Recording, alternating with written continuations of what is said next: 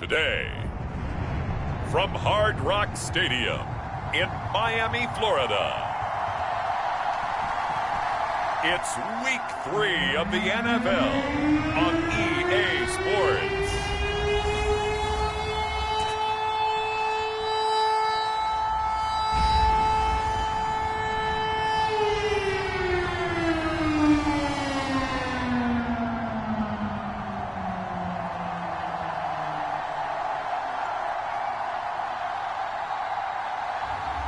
It's the Miami Dolphins taking on the Houston Texans.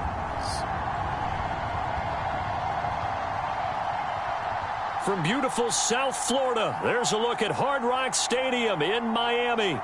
Today it's Week 3, and we've got a good one in store, as it'll be the Houston Texans taking on the Miami Dolphins.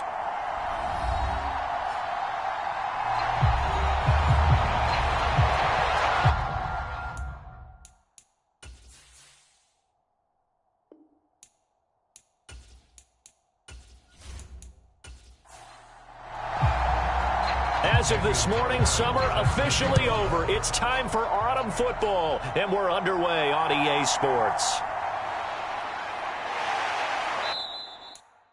And he takes this near the 25, just a little pass there, call it the 26. So out come the Texans for their opening drive. And they'll be led out by their quarterback now in his third season in the league. He had the numbers of a game last week that if you win, you talk about him being a gritty guy, managing the game, getting it done. But they lost. So obviously 2 interceptions, 1 touchdown pass, that's not going to be good enough. Got to get that changed around. On the ground, it's Pierce to begin the drive.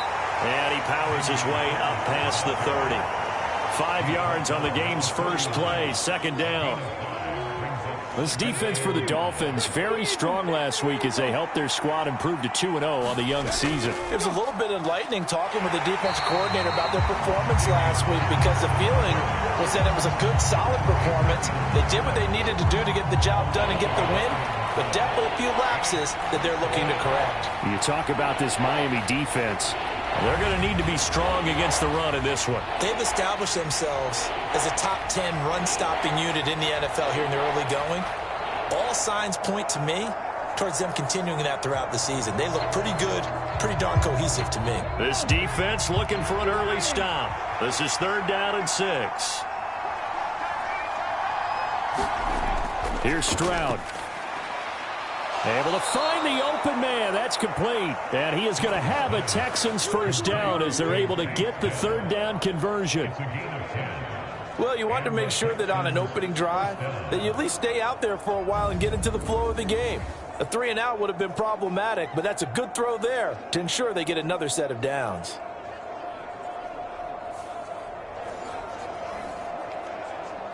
Let's go. Panther 60. Panther 60. 1st and 10, it's Pierce. And the second wave of tacklers is going to get him as they stop him behind the line. He'll lose a yard there, and it's 2nd and 11. So add that tackle for a loss to the 2 that he had a week ago. And you know what he's doing right now? Smiling? Yeah, definitely doing that. But he's also patting his guys on the back, his defensive front, because they're keeping him clean, meaning no one's getting to him as a blocker. He's able to run to the football, and the plays he's making, he's spelling them in the offensive backfield. Looking at a 2nd and 11 now after the loss. Throwing now is Stroud. Over the middle, that's caught by Mechie. And he gets this one to midfield before he's brought down. From the midfield stripe, they'll look to throw. And they get to Stroud, nowhere to go, and he goes down. Jalen Phillips, the former first-rounder, getting in there for the sack. I know some of the talk after last week's loss was the O-line struggles. They gave up 4 sacks. He got hit here and taken down again, so that's something to monitor. It is something to monitor, but they've got to help their offensive line out. Maybe a little bit different play calling, right? Draws, screens, get the ball out of the quarterback's hands quicker, maybe some quick game passes. All of that to try and help slow down a pass rush and make things easier on their offensive line. That huge loss on the sack makes this job much more difficult. It's now 2nd down and 22 yards to go.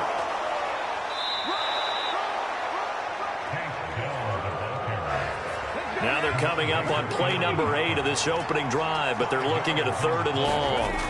And Stroud now to throw. And the Dolphins rush gets home. Down he goes. The defense rising to the challenge and setting him back on the sack. They'll make that a 2nd sack here on their first drive out defensively. And not to get ahead of ourselves, but they're on pace for double-digit sacks at this point. But they're going to have to find a way to tamp that down, aren't they? So if you're the play caller, you're telling your quarterback maybe some screens, maybe some draws, hard count, use your voice inflection a little bit, anything to try and slow that pressure down. So on 4th down, on is the punter, Ryan Wright. Yeah, last week in the loss, 5 punts as he gets this one away. Taken in at the 22. Just a net of 34 there following a punt of 44 yards. And it'll be Dolphin football. So out comes this offense to take over for the first time. And they will be led out by their 2nd-year quarterback. I tell you what, when he is on schedule for that week, secondaries take notice because you've got to stay alert back there on every snap. A truly powerful arm, one that's capable of challenging any level of the defense on any given play. That's why so many scouts preach arm talent when preparing for the NFL draft. A quarterback with arm strength to make every throw in the book, he's an asset to have in any offense. And this is, oh my goodness, he pulled it in one-handed. Give him 32 on the play. And there's not a quarterback in the league that will ever complain about having small receivers like a Tyreek Hill or a Cooper Kupp who can find a seam, have good vision, and get open. But when you're throwing downfield like this, you want a big, tall receiver who can go above the rim, or if you're a volleyball fan, above the net and get it.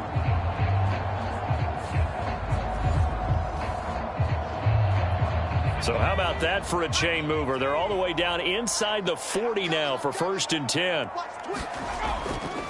Off play action. Costello. Rush coming, and he's taken down. They'll wind up losing 8 on the sack there, and it's 2nd down. So a nice bounce back there defensively after giving up the big play. Yeah, you can either get down on yourself or you can get motivated. And that time, they dropped him for a loss. So I would say that they got motivated and made the play.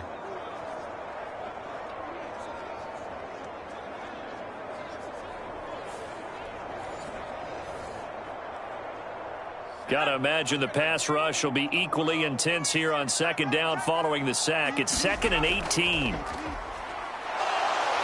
Under pressure, they got him again.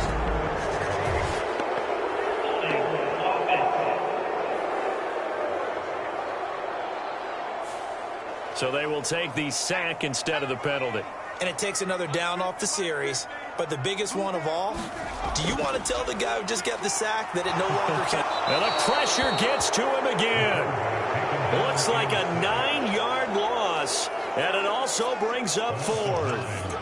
It always helps for a visiting team to come in and set the tone on defense. In fact, when we talked with them prior to the game, they said they wanted this home crowd to feel like they had to hide their valuables when they were in town. Well, the home crowd quiet now early. See if their offense can take over and get some points on the board.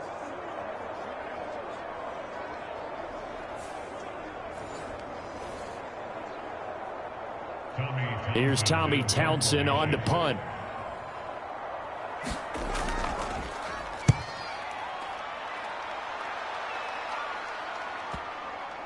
And a nice job here on special teams. This will be down inside the 10 at the 8-yard line. Well, someone's going to be happy with that effort. You know who else is going to be happy? His defense. Absolutely. He's created a very long field for that offense to try to traverse. And he got some help from Mr. Football there, checking up nicely. Good English on that punt.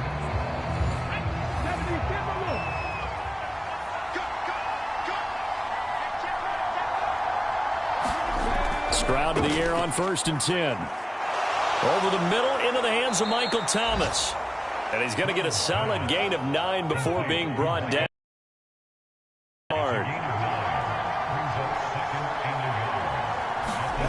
Stroud looking to throw. Oh, he rifles one, and that's going to be intercepted. And he will bring it back. It's a pick six and a Dolphins touchdown. So, Charles, our first points of the game provided defensively. What a play that was. And I can only imagine that the folks at home watching are thinking to themselves, that's one of those plays where once the ball leaves the quarterback's hands, you just sort of go, uh-oh, and wait for the result. This time, the defense benefited.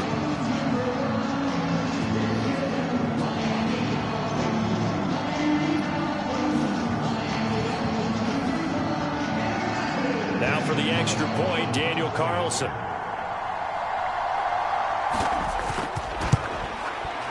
And that makes it 7-0 Dolphins. A heck of a play there defensively, getting the interception, navigating his way into the end zone for the touchdown. So they'll get another shot on offense following that pick six, and now the kick is away. From a yard or two deep, here comes a return. And the decision to bring it out, not a good one, as he's tackled at the 15. Houston set to take over. It's their third drive now, and so far we've seen a punt. In that second drive, CD, they turned the ball over, so not the start that they were envisioning. Yeah, they've been ineffective so far, but look, they've worked on a game plan all week long. Don't get away from it too soon. Find a way to get some significant gains, loosen up, get going, and then they should be okay the rest of the way. They work now on 2nd and 9.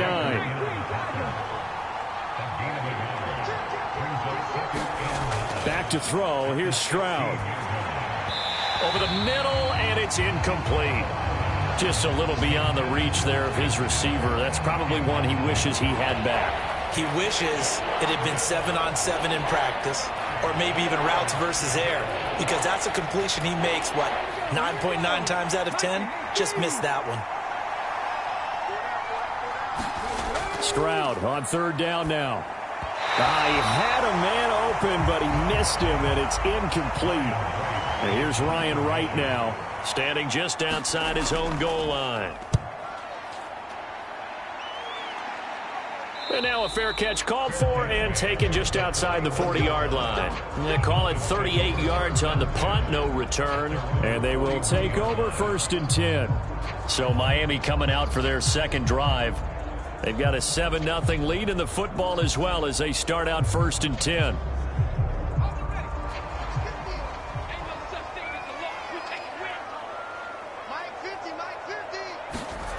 Throwing to start the drive. Costello. Catch is made by Marquise Brown. And they're well past midfield, just a yard or two shy of the 40. 17 yards on the catch and run. It's a 1st down. And now at this point in the first half, you've got to realize as an offense, you're not going to get it all back in one fell swoop. This is going to be about sustained drives and making sure you finish with points. And that's a good throw there for a 1st down.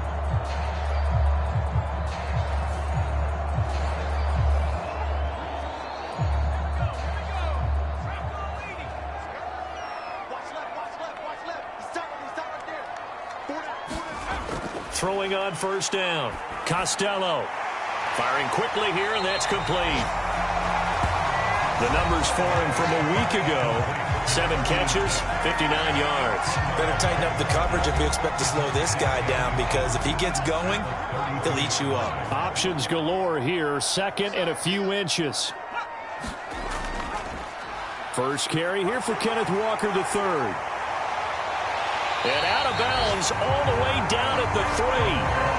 A big run there, 29 yards and a 1st. They went with the nickel look defensively, so they had 5 defensive backs in there. Didn't help them stop the run. Yeah, I love that, the nickel look. 5 cents, 5 DBs. But what also happens then, you take a big body off the field in order to insert that guy. So you're taking a big off for a little. And oftentimes you can run the football effectively against that defense.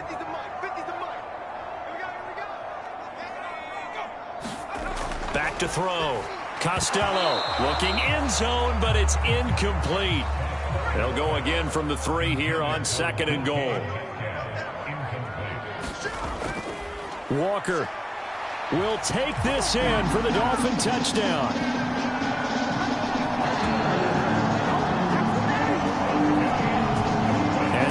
cannot be denied on the ground, powering it in just one play after they got stopped short. And how about how many tight ends were on the field? Because in today's NFL, we think of the tight end more as a pass catcher. But this group, they tell them you've got to be able to run block to stay on this team. And they committed to it and got it done right there.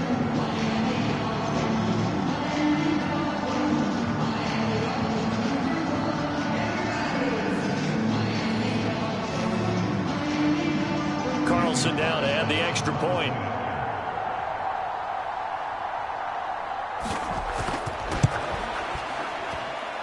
And it's good, and they have jumped out here to a quick 14-0 first quarter lead. The drive summary that time, 5 plays. And it was Ken Walker finishing things off with a touchdown run. Following the touchdown, ready to kick it away is Carlson. Taking it about the 1. And they'll get him down inside the 30 at the 27.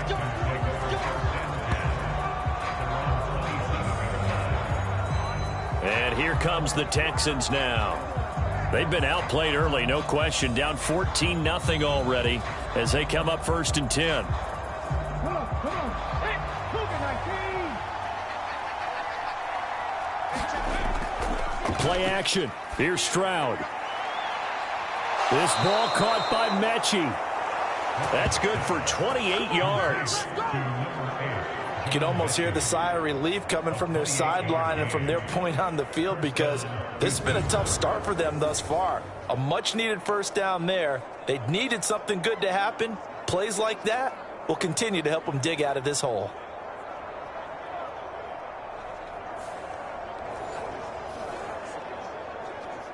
So now 1st and 10 as they've crossed into Miami territory at the 45-yard line. Now Stroud. A quick throw there is incomplete.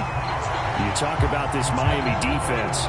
They've been pretty solid against the pass. Toward the middle of the pack, number 14 in the NFL. This is such a good unit of covering passes downfield. I think that last play is typical of what we might see. A lot of short passes, see if they can generate some run after the catch, but nothing doing on that one. Stroud now on 2nd down. And that falls to the ground, incomplete. A nice job of bodying him up defensively. And now it brings up 3rd down. Stroud to throw it. And unable to connect, incomplete. Now give them credit, they took their shot, but it's going to bring up 4th down. And he's getting a workout here in this first quarter as he gets it away. That one sails out of bounds. The side judge will walk it off. And he says it went out of bounds at the 9-yard line. Nice punt. So well done there. And these punters, they get more specialized and better each and every year, don't they? They sure do. And now it's really not the American punters. It's the Australian punters with their kicking academies and that flat drop and just kind of kicking the nose of the football. They're able to almost stop it where they want to, like a good golfer can check one up. And this turns into disaster. He's not going to get forward progress. That'll be a safety. 4 sacks and a safety already. If you gave your coach those numbers in an entire game, he'd be ecstatic. Getting that type of production in less than a half of football did coming in.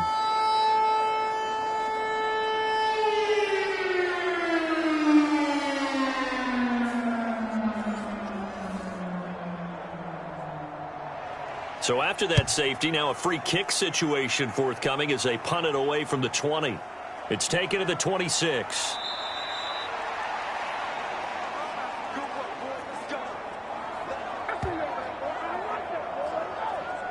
Out comes the Houston offense as they get set to take over here. Defense got the better of them last series, forcing a punt. See if they make a few changes in the game plan here and try to get points out of this drive. 1st and 10. So they'll come up 1st and 10 now from the 33. Stroud. Over the middle, open is Thomas. And he slips up past the 45 before being tackled.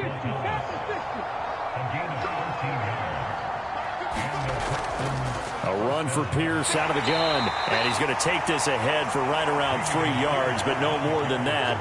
2nd down.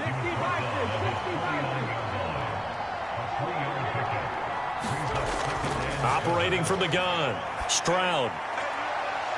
That is caught by Dell. And he takes this just a few yards shy of the red zone before going out. A gain of 28 yards there and give him a first down.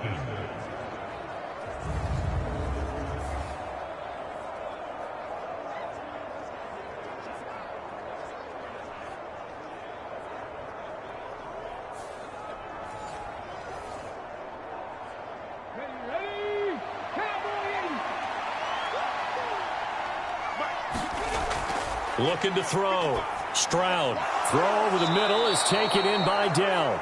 And down inside the 15, shy of the 10.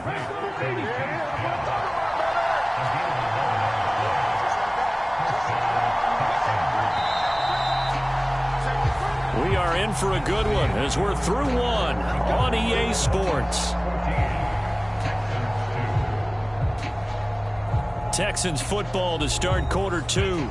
This offense finding its legs now. Here's another 1st and 10. Operating from the gun. Stroud. And got his man. It's caught. Touchdown, Houston. Dalton Schultz.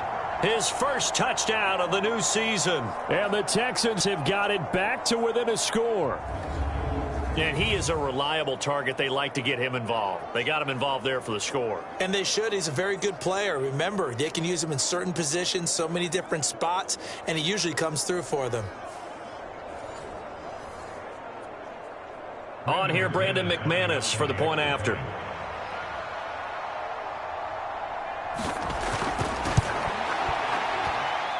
And this is back to a 5-point game. So that drive spanned 5 plays. And it was the tight end Dalton Schultz on the touchdown reception to cap the drive. The kickoff team on the field now as they will send this one away. This taken in at the goal line. And a nice return sets him up pretty good here right at the 30-yard line. The Dolphins about set to go to work on offense. And a lot's changed in a short amount of time. You had the safety. That led to a touchdown.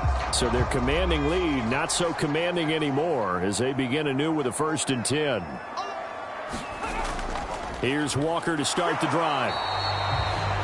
Credit him with a 1-yard gain there to make it 2nd and 9.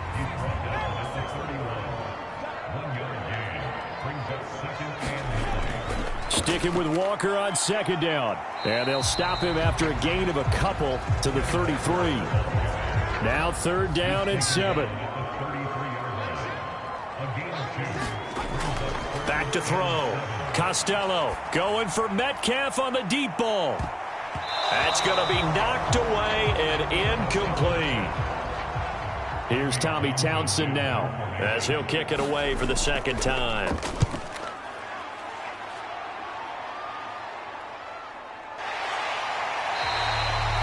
It's a 45-yard punt, just a 1-yard return. And the Texans will take over. Their quarterback in this offense heading back out to the field. He had the touchdown pass on their previous drive, and they'll search for another score as they begin here with a 1st and 10.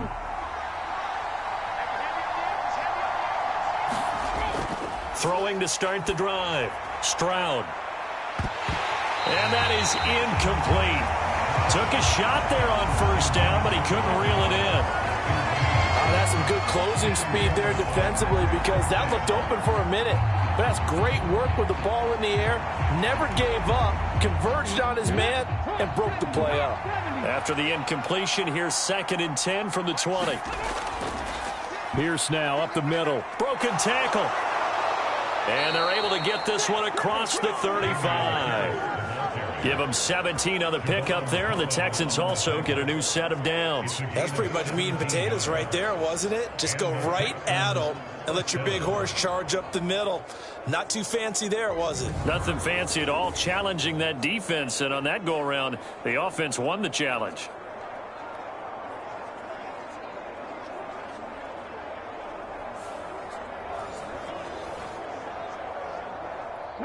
Line of scrimmage, the 37 on 1st and 10.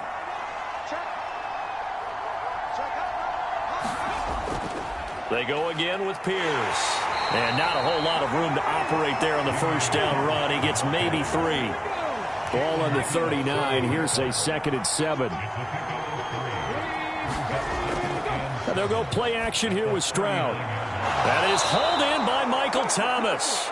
And he's got another first down as he's brought down at the Dolphins' 38-yard line. 23 yards the pickup there. And maybe that touchdown on the previous drive has re-energized this offense a little bit. They've been kind of sluggish until then, but they're showing signs of life here, and they get good yardage that time and a first down.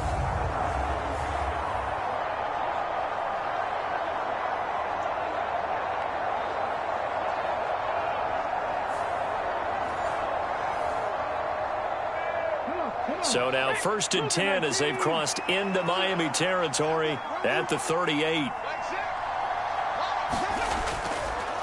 Give left side for Pierce. And a short gain there down to the 37-yard line. That tackle by Jeffrey Simmons. No doubt about it. A really nice job there by the defense, not allowing him to get to the perimeter. But that means your defensive ends, your outside linebackers, the guys that you pay big money to sack the quarterback, they also have to have interest in the running game as well. And they did a nice job there of holding the point of attack and not giving ground. And they get to Stroud, nowhere to go, and he goes down. Jalen Phillips able to record his 5th sack of the season. All about the offense so far this drive, putting something sustained together. But the defense, they responded on that play. 2nd and manageable became 3rd and long. The drive marching to the end zone is one play from stalling out.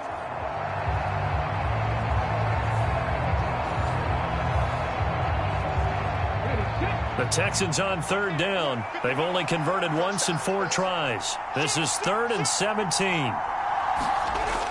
Looking to throw. Stroud. Thomas brings it in. Well, this is going to depend on the spot, but it's not a very generous one. He looks to be about a yard or so short.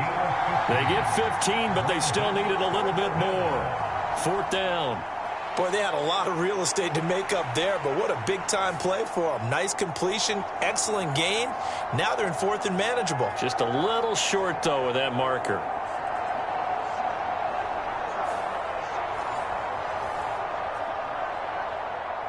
Now McManus will line up for the field goal. From the right hash, it's a 46-yard attempt. The kick by McManus is good, and that will cut the lead down to just 2.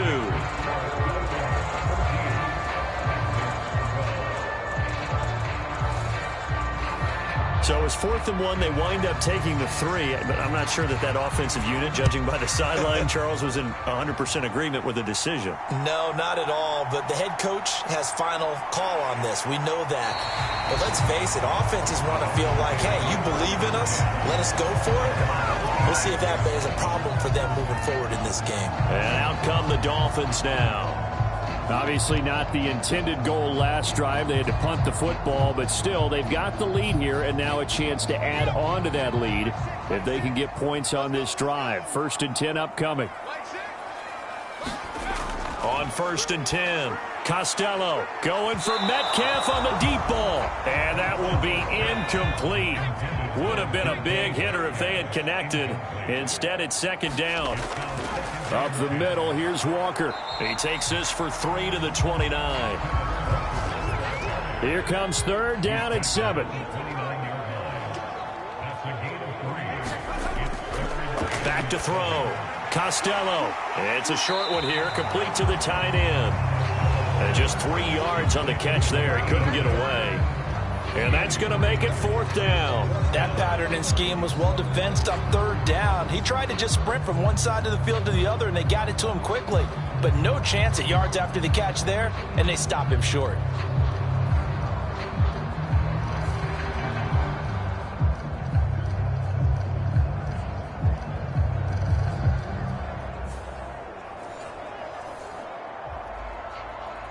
The Dolphins will send out the punter now as he's on to kick it away.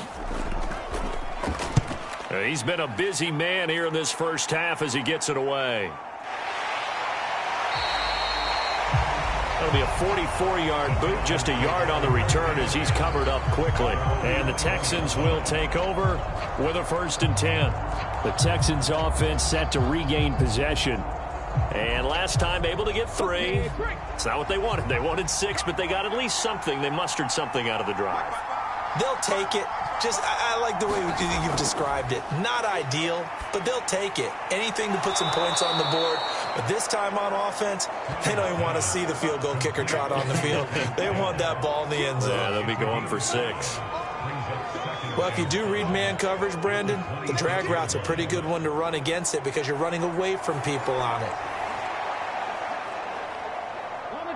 Now 2nd and 5.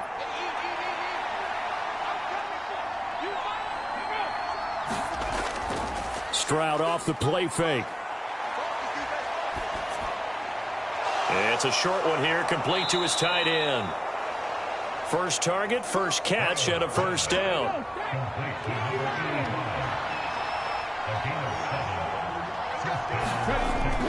Pierce takes it straight ahead. And he can only manage to get a couple. 2nd and 8 coming up.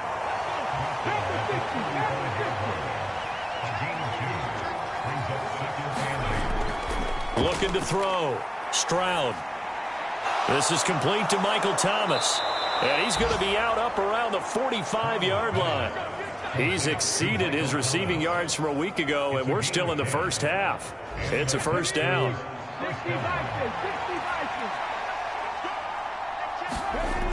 From the shotgun, he'll look to throw. This will be complete to Mechie. So the completion good for 7 there. And that will bring up 2nd down. A 7-yard pickup brings up 2nd and 3 at the 49-yard line.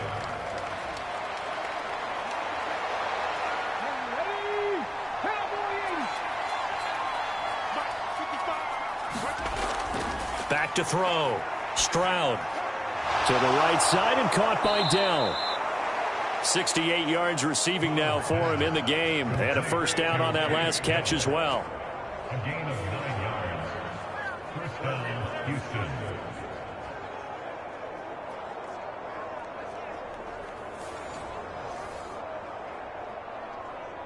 Let's go now. Trap roll 80.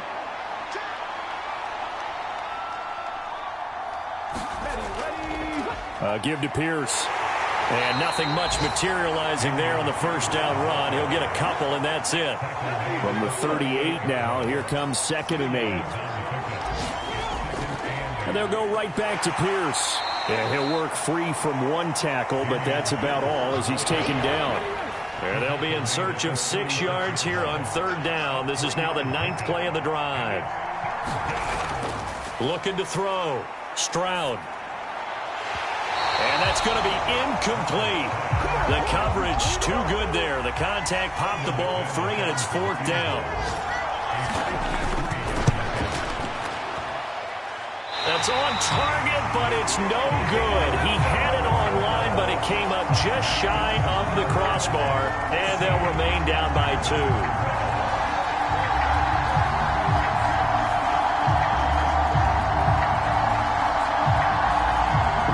Offense set and ready to go.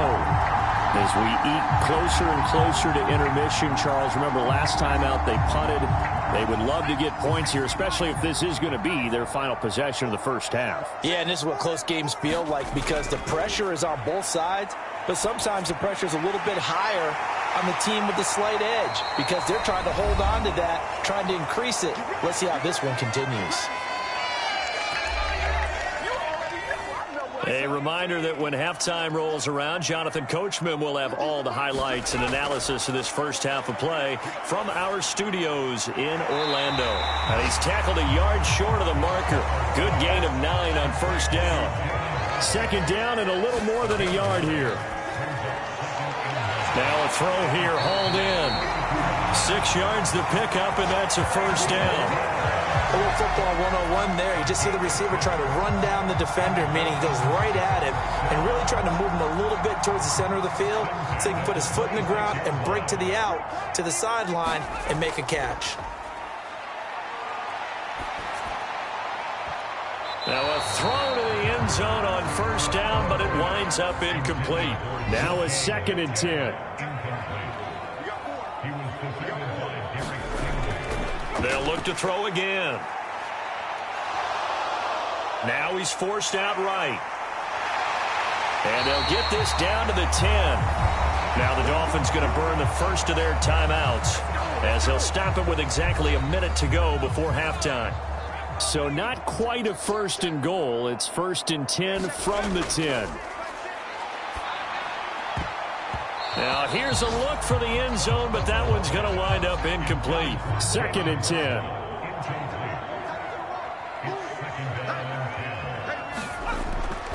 Back to throw. Costello. And Brown's got it for a Miami touchdown. 10 yards on the touchdown pass. And the Dolphins will extend their lead in the final minute of the half.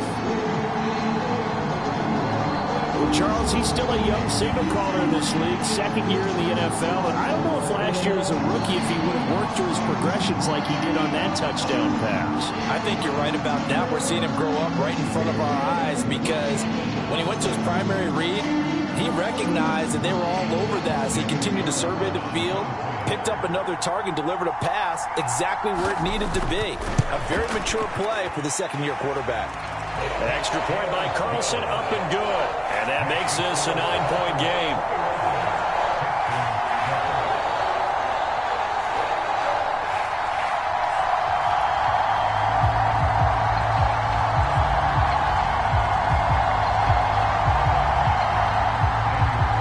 Following the touchdown, ready to kick it away is Carlson.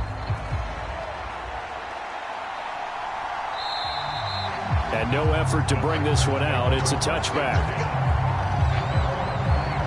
Michael Thomas now heading back onto the field. He's been good so far to this point in the 2nd quarter. Need to get him even more involved, maybe? I would agree with that. Definitely. Yeah, it's not even a question for me. The way he's playing, he's doing a nice job. Increase things. More touches, more opportunities. Maybe that can reverse things on the scoreboard for them. They'll try to ratchet things up then maybe here in the 2nd quarter. Now the Texans will burn the first of their timeouts as the clock stops here with 46 seconds remaining in the first half. Got his man complete over the middle. That's Pierce. Now the Texans will use one of their 2 remaining timeouts. So that means they're down to 1 remaining here as we head toward halftime. The 2nd down throw now from Stroud. Over the middle, it's Thomas. First down now, but the clock continues to move. The throwing again is Stroud. Going right back to Michael Thomas. And he'll be down at the 46. So they go from 146 to the other on a pickup of 8. On 2nd down, it's Stroud. And that is incomplete. Down to 15 seconds now. After the incompletion, here now, 3rd and 2. A shotgun snap to Stroud. Work in the middle of the field, and he's got a man complete. Oh, he's going to be brought down short of the 1st, and they are out of timeouts. So we come upon halftime with 9 points separating these 2 teams. As we send you up to Orlando to check in with Jonathan Coachman and our EA Sports Halftime Report. All right, Brandon, thanks. And welcome in everybody to our EA Sports Halftime Report. Time for a look around the NFL here in Week 3 of the new year. We start with a good one in the NFC. Arizona making the trip east to take on Carolina. And it's the Cardinals who are out in front as that game draws closer to halftime. Corey Davis, 100 yards receiving on the nose and a touchdown catch as well. From there, let's head over to Minneapolis to check on the Vikings at home at US Bank Stadium. And you can see, currently they trail in that ball game. George Pickens, a touchdown reception. Finally, we're off to Atlanta to check on the Falcons at home at Mercedes-Benz Stadium. And they were losers in that one as they fall to the visiting Seattle Seahawks. Tyler Lockett, well over 100 yards receiving and a touchdown catch as well. It was a strong first half for the former Spartan, Kenneth Walker. He had a touchdown run that helped get his guys this halftime lead. All right, Coach, thank you, and we welcome everyone back for quarter number 3. The Dolphins in front, and they'll be in possession of the football first as the second half gets started. McKenzie will not return this, and it'll be brought out to the 25. Out comes the Dolphins now. They'll go on offense first here in this third quarter. And they've got the lead. CD, what do you think the message was at halftime? I don't think the message was too drastic, I think, at the half, or that they need to change things too much. I do think the offensive line could play a little bit better. And I think they'll try and help them out more. They'll probably keep a tight end in a few more times and maybe add a running back to the formation to pick up those pass rushers, because they probably allowed a few too many sacks for comfort in the first half. So from the 36 now, 1st and 10. Brown goes in motion left. He'll get an opportunity with it on the touch pass. He'll take this to the other side of midfield before going out of bounds. Give him 15 yards on that one, and the Dolphins have a first down.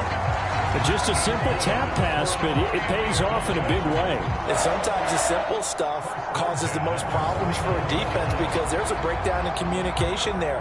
When that receiver goes behind the line of scrimmage and it looks like he's going in motion, someone either has to go with him or he has to be passed off to another defender.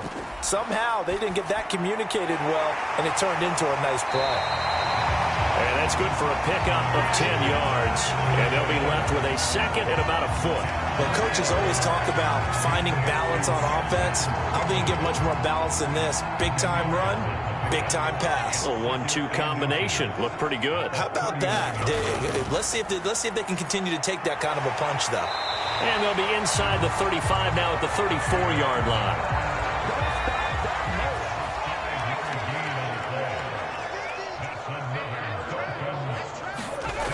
On first down, Costello. This one goes underneath to Walker. And this will leave him a yard short.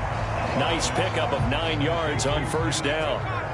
Second down and a yard. Straight ahead, Walker. And this time not as successful as he'll get back to the line of scrimmage and no more. This will be play number 7 on the drive. 3rd and a yard.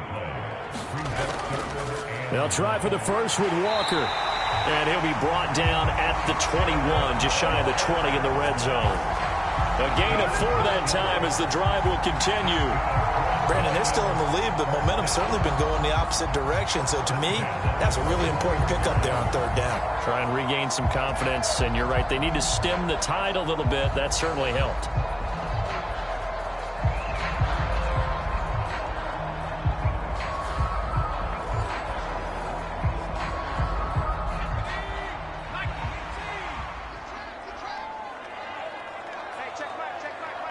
Waddle, the motion man, right. He'll get it here on the jet sweep. Tackle made that time by Aleem McNeil. Now a 2nd and 6.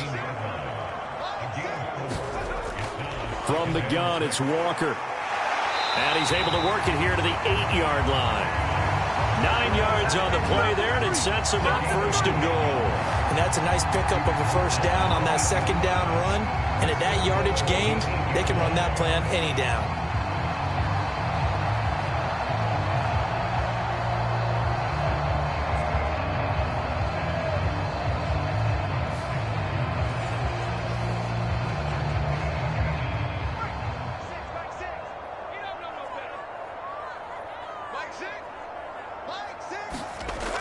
Now they'll switch it up here and look to throw. And Brown's got it for a Dolphins touchdown. A great effort there. With 2 touchdowns on the season, both in this game. And the Dolphins take the opening kickoff of the 3rd quarter and drive right down the field to extend their lead. What a great drive that was. A long drive, sustained, well executed. I love what we're seeing out of him here in year 2, right? This young quarterback continues to evolve and grow. He's really the adage right now that John Wooden, the famous basketball coach, used to say. Be quick, but don't hurry. You can see that everything is happening for him, but he's not taking it at a pace that he can't sustain. So they go with a pass there on the two-point try and able to convert it, Charles. And a good job by the offense figuring out their two-point play and using it well. It's interesting how people are using the strategy nowadays, though, isn't it? It really is, and I don't know how much that particular play factored in, but with the PAT moving back in 15-16, that kind of changed things, didn't it? It's really a part of everyone's strategy now. When I talk with coaches and when we sit with them, they always talk about they actually have two-point periods in practice now, something they never really did before. And up to about the 26-yard line, just across the 25. Here's the Texans offense now, readying for their first possession of the second half.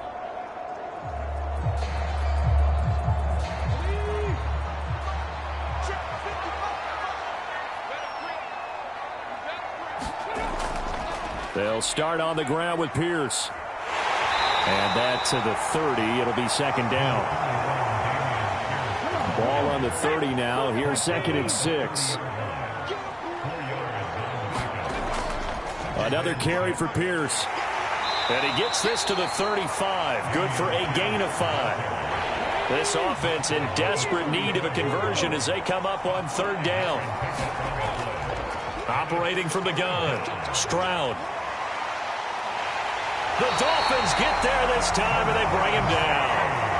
Deron Payne drops him for a loss of 14 yards, and it also brings up 4th down. I think we've seen this before. If someone's down 3 scores, that situation there, it's just going to add to their growing frustrations, don't you think? Yeah, a bad number 3 right now. 3-score game, 3rd quarter, 3 and out, not what they wanted. And you can tell on the sideline, those faces are getting a little bit longer as this one goes. And here's Ryan Wright now. As the drive goes backwards, so he's on to punt it away.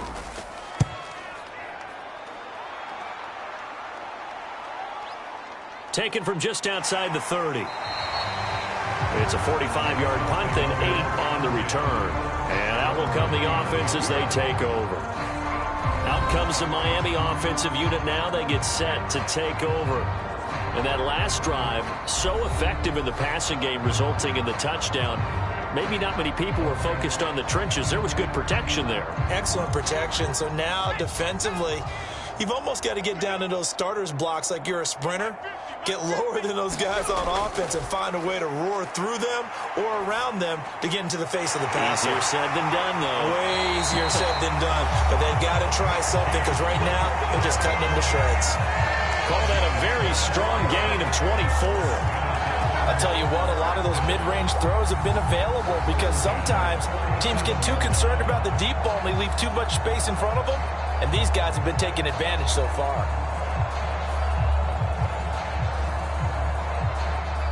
Line of scrimmage, the 37 on 1st and 10. Running left is Walker. And he'll get it inside the 35. Give credit to the defense for stringing that play out, and they gave up no cutback angle. You know he was trying to dart through. No place for him to go. A nice job there, only giving up a 3-yard gain. 2nd and 7, operating from the 34. Sticking with Walker on 2nd down. And he's going to be close to a 1st down as the tackle is made at the Texans' 28. Here now, 3rd and a yard.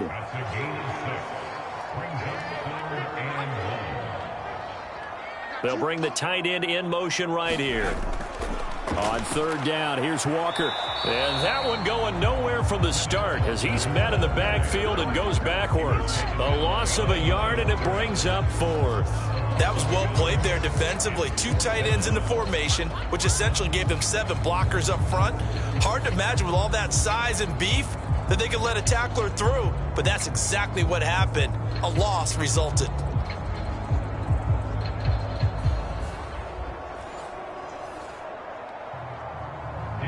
Out is Carlson now for the Raider field goal. Spotted at the left hash, this from 45. Carlson able to put this one through, and the Dolphins will add on to their lead.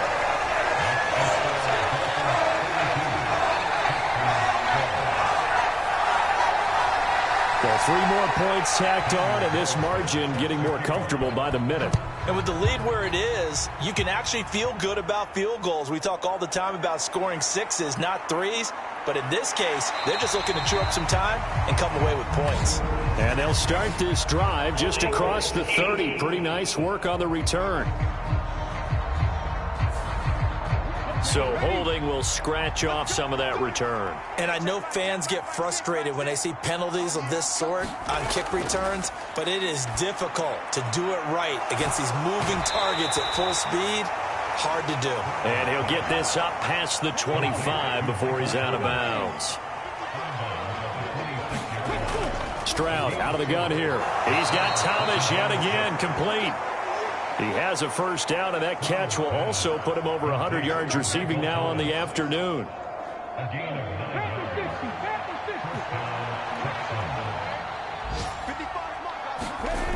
Now a shotgun snap as they'll look to throw. Got his man, Dell.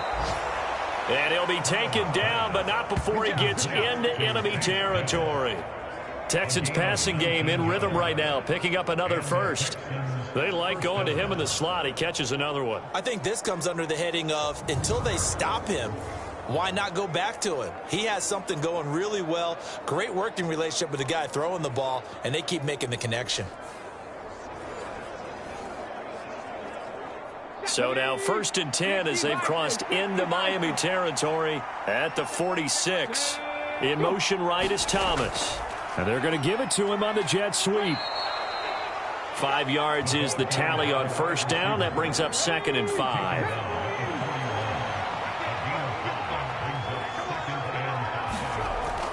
Looking to throw. Stroud gets this to a standout receiver, Thomas. And he's dropped just before the line to gain. 4-yard pickup leaves him with 3rd and 1. Operating from the gun. Stroud. And oh, he coughed it up.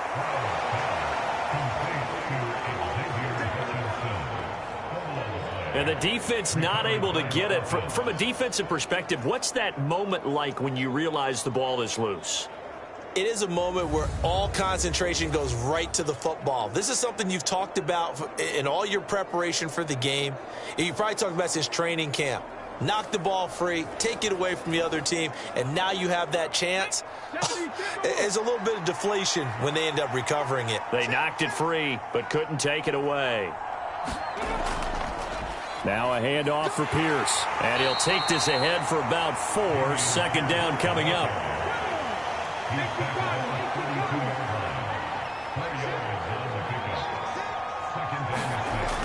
Back to throw. Stroud. He gets it to Thomas. And he'll go down at the 26 following a gain of 6. So they'll get a little extra time to come up with his 3rd down play as we played 3 quarters. This is the National Football League on EA Sports. Back now in Miami. The Texans on 3rd down. They've converted a 1/3 of their opportunities, 3 for 9. They're looking at 3rd and the nose of the football. The throw here right sideline falls incomplete.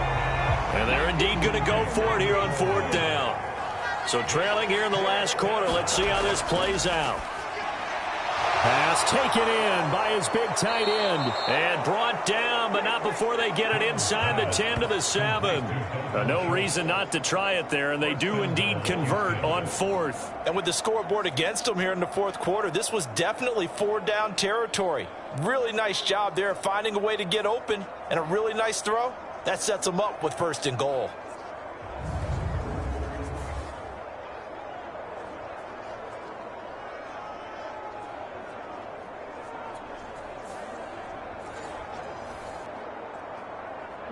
First and goal. Back to throw again. And that is caught. Touchdown, Texans. Michael Thomas, his 3rd touchdown now on the year. And the Texans have got it back to a 2-score game here in the 4th. Well, that's about as quick of a passing touchdown as you'll ever see right there. Everyone has a section in their playbook called the quick game. That was a super quick game. Out of the hands of the thrower, bam, right to the receiver, successfully for a touchdown. How in-depth is that quick game part of the playbook? It's pretty in-depth because people want the ball out of the hands of the quarterback into the playmaker's hands downfield as fast as possible. There are a lot of plays, a lot of options involved with that.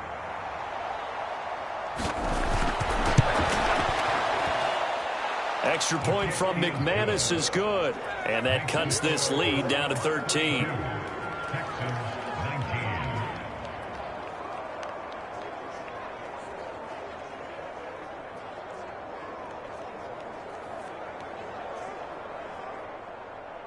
Out is the Texans kick team as they'll send this one away.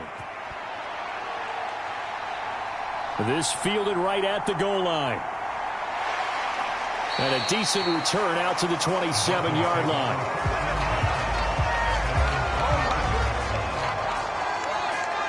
So now the Dolphins set to take over on offense. They've won 2 straight, and they lead this one as well as they come up on 1st and 10.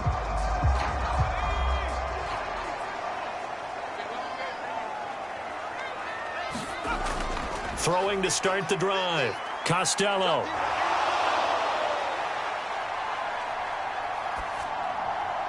Got an open man. That's David Njoku, the tight end.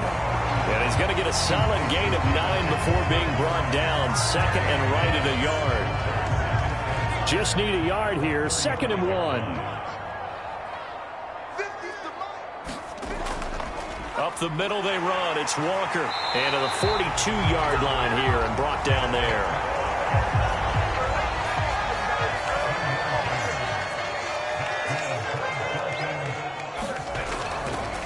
They go play action here on 1st down. And he'll work it across midfield inside the 45. The escapability in evidence there is that one good for 15 and a first.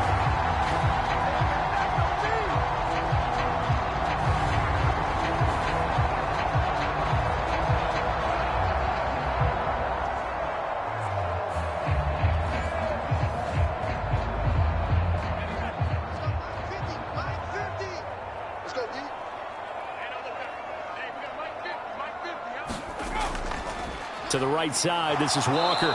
And he'll be brought down at about the 42. Just a yard on the pickup there, and it'll bring up a 2nd and 9.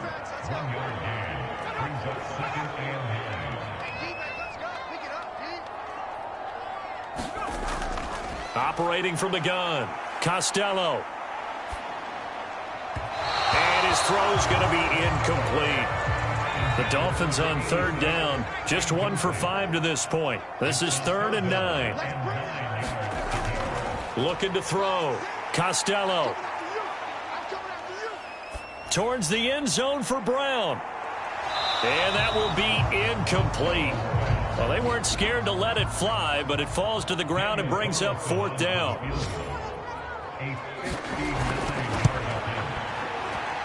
And this is good. It was running out of gas there at the end, but he winds up getting just enough on it. And the Dolphins will add on to their lead. So all things considered, that's not the final nail, but it does make things exceedingly difficult now on the other side. Yeah, because obviously now with a 16-point game, the other guys don't need just 2 touchdowns. And now a hit and a loose football. And this is picked up by the Dolphins. And this is brought all the way back. A fumble recovery and taken to the house for a Miami touchdown.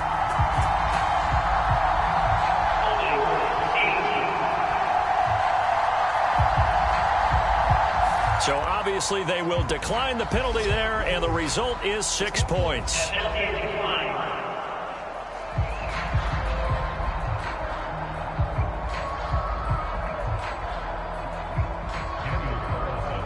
So they get the 1-score kickoff, get a fumble, take it right back to the house.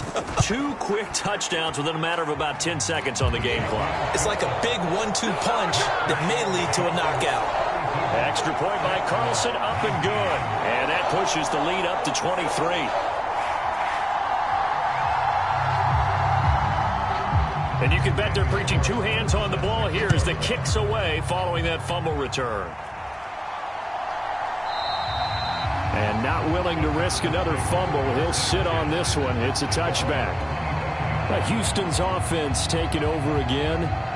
And they'll just simply be looking to build off the confidence of the last time out where they scored a touchdown. And confidence is powerful, isn't it? When you scored once, you feel like you can go back out there and get it done again. Doesn't matter what the defense throws at them.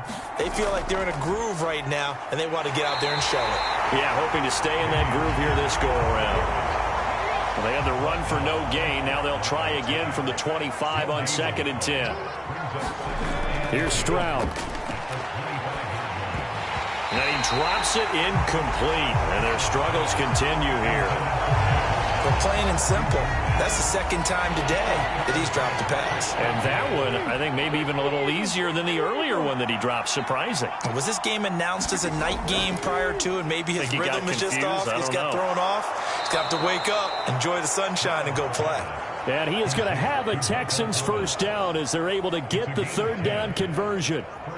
Well, I can put my defensive cap on right now, and I know they're saying don't give up any big plays now. They've controlled this game throughout, and all they want to do is see it through to the end. I think they let their guard down a little bit with that last completion. Sometimes when you're trying not to give up bigger plays, you don't react as fast as you should on other throws. So from the 36 now, 1st and 10. Running it out of the gun with Pierce. It's a pickup of 4, and it'll bring up 2nd down. Brandon, we just saw the benefits of being able to run the ball successfully. They pick up 4 yards on that carry. So now if you're a play caller, you can do just about anything you want. But on the defensive side of the ball, you're scrambling a little bit. Now you're behind trying to figure out, do I need to blitz him? Do I need to pressure him? How do I gain an advantage on this snap? Into double coverage, and it's intercepted. Chauncey Gardner-Johnson with a pick. And he'll get it all the way down inside the 35-yard line. Well, just another reason to celebrate there on the defensive side with the interception, and this is a game that they clearly have firmly in their grasp. Yeah, a lot of handshakes, a lot of hugs, a lot of smiles. It's been their day. So now here come the Dolphins. And after the interception, they are sitting in an even better spot with the ball and a comfortable fourth-quarter lead.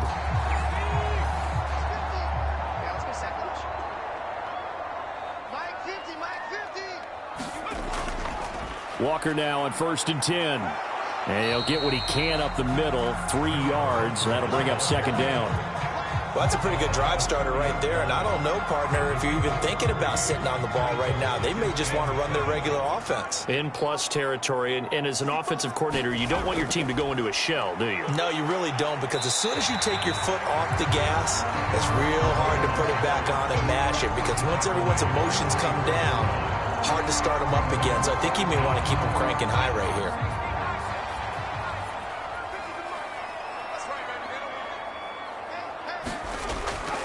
And Walker once more. And he picks up the first down yardage as he takes it down to the 16. 90 yards rushing for him now as he has been tremendous all day long. Hate to be blunt, but it is just continuing to prove to be the case that this O-line is manhandling this D-line right now. They deserve to roll up their sleeves and show up their biceps, because they're doing exactly what you just described, manhandling the defensive front.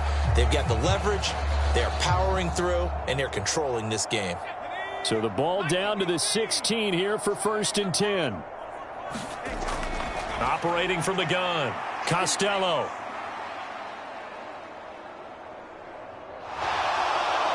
And a big loss here as he's taken down. The defense rising to the challenge and setting him back on the sack. This is a little hard for me to compute because I'm watching sack after sack happen, but somehow they're still behind in the game. I would expect all of this defensive pressure to translate to them taking a lead, and thus far, it hasn't happened. Time's winding down. They don't want to waste this type of performance from these ace pass rushers. Now this one from about 2 counties over after the sack. They come up on a 2nd and very long. He lets this one fly toward the back of the end zone. And that will be incomplete. Trying to dial up the long one way out there, but it'll be 3rd down. Out of the gun, Walker with it. And he'll be a couple yards shy of the red zone here at the 22-yard line. They do get 10 back, but still a ways to go on 4th. And that last carry puts him right at 100 yards for the game. So how has he done it? Because he's been patient, followed his blocks, let everything develop, and then burst through for big gains.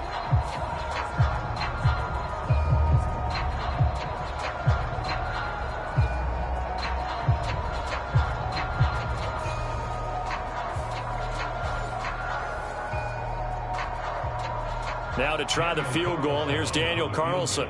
It's a 39-yard attempt, right hash. The kick by Carlson is good, and the Dolphins will add on to their lead.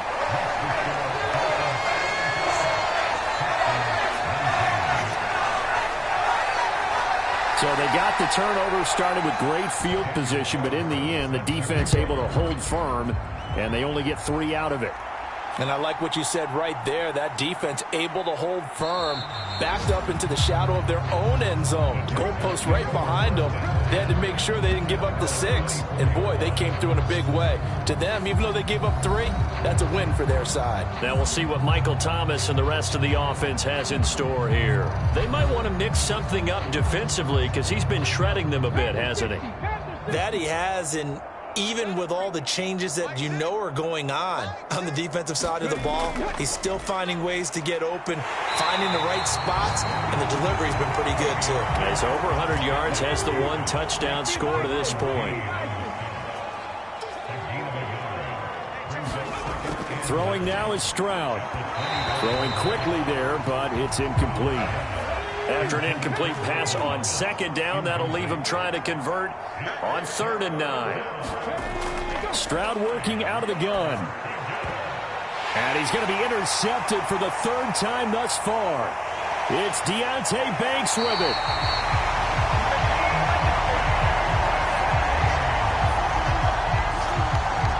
A great pick, nice return, but you know he's just beating himself up inside for not getting all the way in. No doubt about it, because he had visions of end zone in his mind, going to be the total hero. But we did see there the emphasis on it's not just good enough to pick it off anymore. Bring it back, get the yardage, and really help out your offense. The best starting field position you could possibly have. 1st and goal from the 1. Off the play fake. Costello to the end zone, but it's incomplete. A CD, they're up big, but they're still passing it. I mean, this is an offense that's had a lot of success in this game, and it seems like they're just having fun out there. And it does feel like there's been a shift out there, doesn't it, partner? Listen, if you're up, you can continue to do what you want to do. It's up to the other team to make you change how you do things.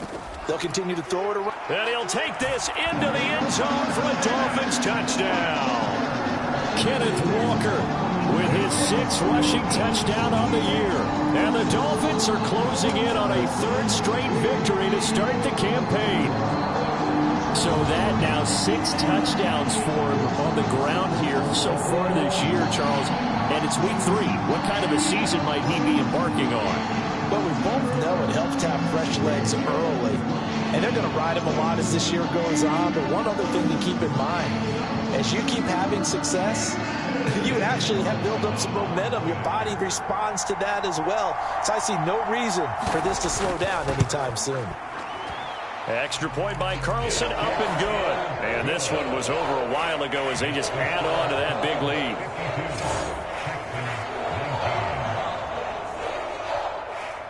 Following the touchdown, ready to kick it away is Carlson.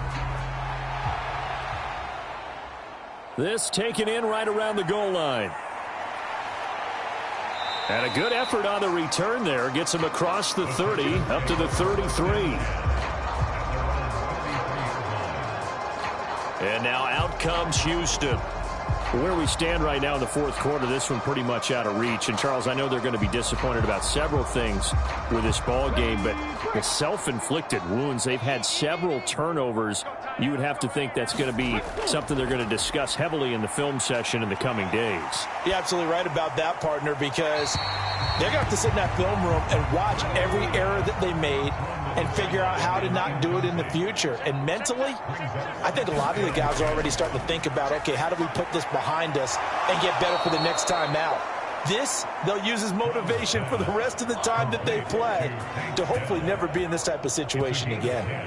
These two have hooked up 9 times now this afternoon as they pick up the first. Well, I mean, look, obviously there's no 20 or 30-point play in that playbook, but they can try to end things here on a positive note despite trailing big, and that looks like what they're trying to do here by pushing the ball downfield. Well, let me go with the heavy cliche then, partner. Just control what you can control right now, and all they can control here is how their final plays develop. That's complete to Dell. And they'll get him down as he's inside the 40. He's been a one-man wrecking crew these last couple of plays. This time 18 more and a first down. And that's a nice catch there. Remember, he had the fumble earlier. No way he was giving up the ball in that situation. Secured it tight to his body and picks up the first down.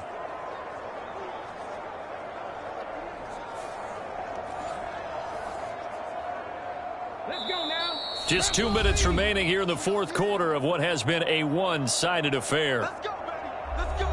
So it's Texans football as we welcome you back. So from the 39 now, they'll come up on a 1st and 10. Stroud will look to throw once more. Throwing middle, but it's incomplete. So line of scrimmage still the 39 on 2nd and 10. And Stroud now to throw. And this throw incomplete. The defender all over him that time, but it's going to lead to 3rd down. Again, he'll drop to throw. And his pass is intercepted for the 4th time today. Picked off by Pat Surtain. CD, this defense, man, at this rate, they're just having fun out there right now. And normally with this type of a lead, if you're a starter on defense, you're saying, hey, let the other guys play. But with this going on, no one wants to come out of the game. They all want their shot at picking off a pass. The Dolphins offense now working their way back onto the field. They're looking at a 3rd straight win here if they can hold on.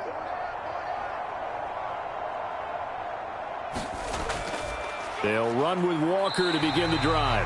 And he'll manage to pick up about 4. It's 2nd down.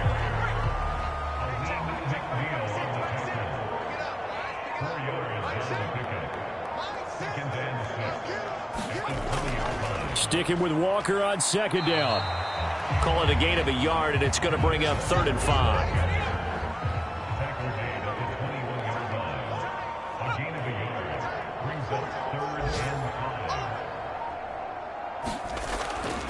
Again, it's Walker. And this will not be enough. On 3rd and 5, he only gets 3.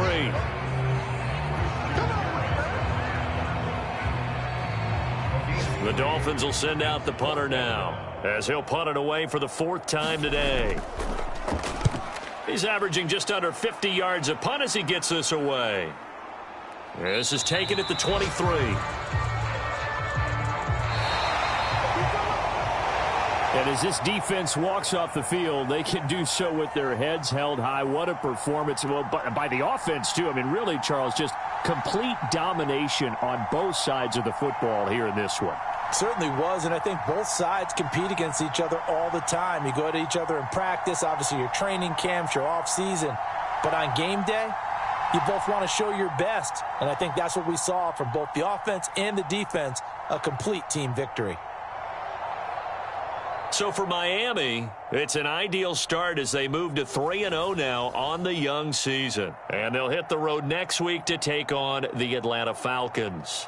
Meanwhile, for Houston, the early struggles continue as they'll sink to 0-3. And they'll get a chance to redeem themselves at home next week.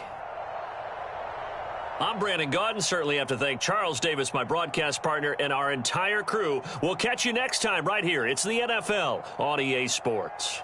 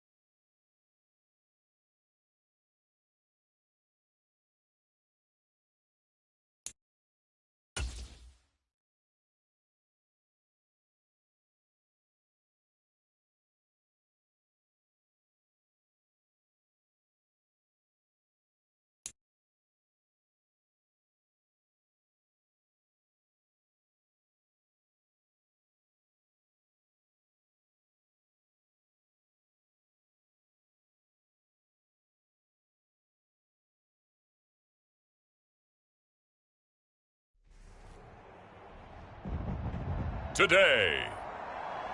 From MetLife Stadium in New Jersey, it's Week 3 of the NFL on EA Sports.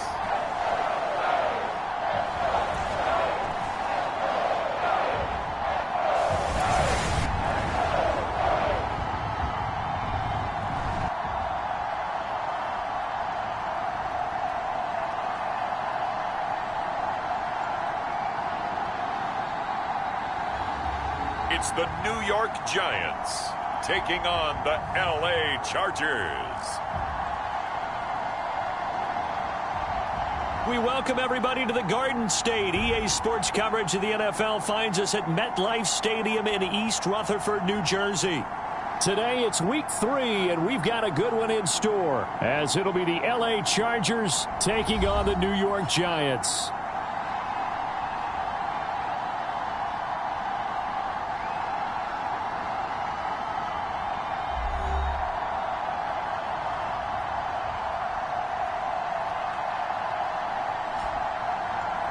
Alongside my partner, Charles Davis, I'm Brandon Gaudin. And, Charles, you take a look at this Giants ball club. They come in losers of 2 straight, so they're trying to right the ship here a little bit. They're teetering a little bit, aren't they? And now things could really go south if they lose this game. So they understand the importance of playing well and stopping this streak.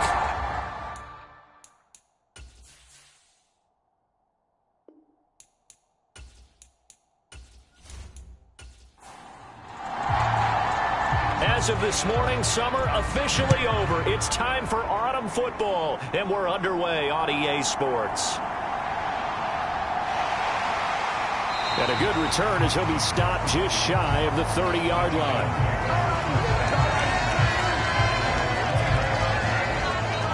So here are the Giants ready to start their initial drive of the game. And a glance here at their shifty mobile signal caller. Would you say that last week's performance by him, workmanlike in terms of numbers? 1 touchdown, 1 pick, but obviously a loss. Yeah, that's the bottom line for him. All he cares about is how do we find a way to win the game. Maybe leans on a few other parts of the offense, and hopefully springs a receiver or 2 free. Quick throw, knocked away and incomplete. He was looking for the Michigan Wolverine, Donovan Peoples-Jones, but it'll be second down. When you talk about the defense for these Chargers, they're currently 6th in the NFL in defending the run. And that play right there shows exactly why they're so good against the run. Held the line of scrimmage, held the point of attack, and stuffed him for no gain. Richardson to throw off play action.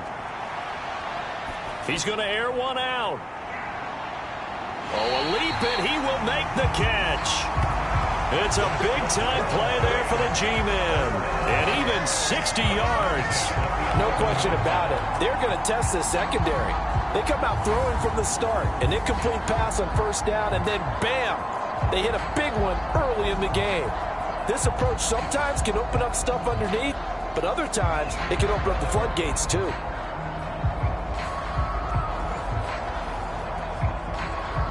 A real field flipper there as all of a sudden they've got a first down in the red zone.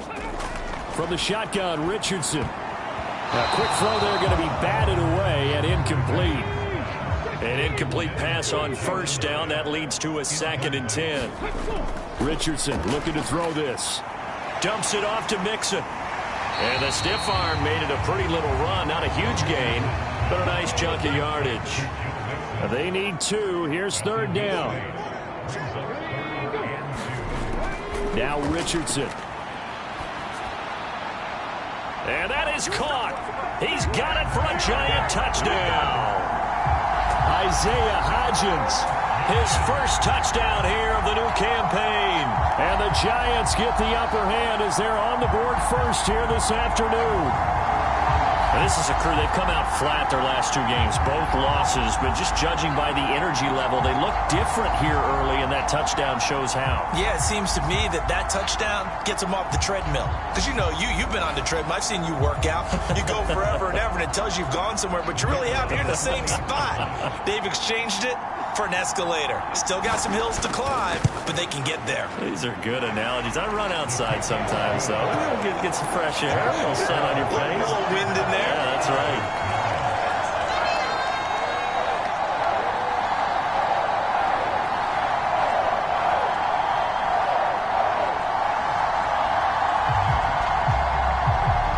The kickoff unit is out on the field, and they will send this one away.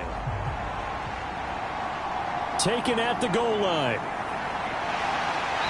And that decision to bring it out ends up not being a good one. Costs him about 5 yards as he's tackled at the 20.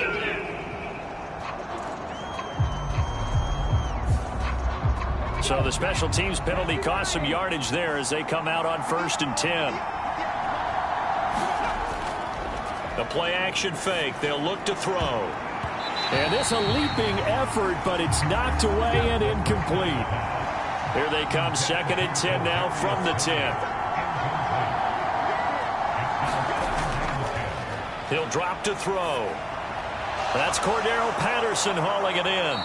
And he's brought down, but not before they get it across the 20-yard line. That one good for 13 and a Charger first.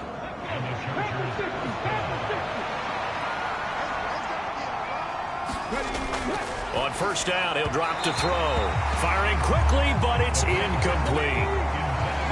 Once again, they'll go from the 23-yard line on 2nd and 10.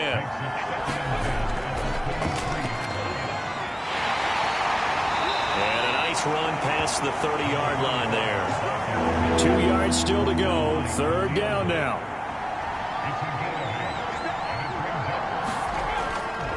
Now back to throw.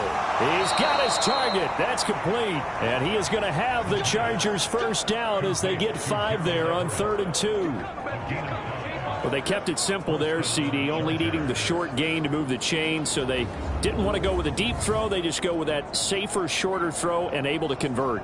Nothing wrong with that at all, partner. Check the box, right? Make sure you pick up the 1st down. Offense is getting established. You're moving the ball. You're not turning it over. Check, check, check. They like what they're doing early in the game. Now on 1st down, he'll drop to throw it. He'll get this complete to Kadarius Toney. And they'll get him down after a pickup of 8, 2nd and 2.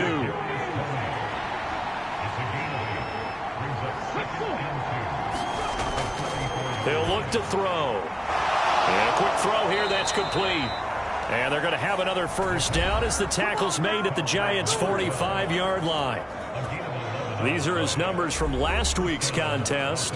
3 catches, 82 yards. And I'd certainly expect them to use him quite a bit because he runs excellent routes, has good hands, and knows how to get open. They'll stick with the passing game as he looks to throw. And he'll complete this one to Patterson. You talk about this Giant defense. And they've played well against the pass, currently ranked 7th in the NFL. Yeah, defending the pass hasn't been an issue for them. It's been stopping the run. And if they don't stop the run, they can't get back to their strength, which is guarding against the air attack. 2nd and 9 now. That's complete to Toney. Call it a gain of 6 on the play. And now it's 3rd and 4.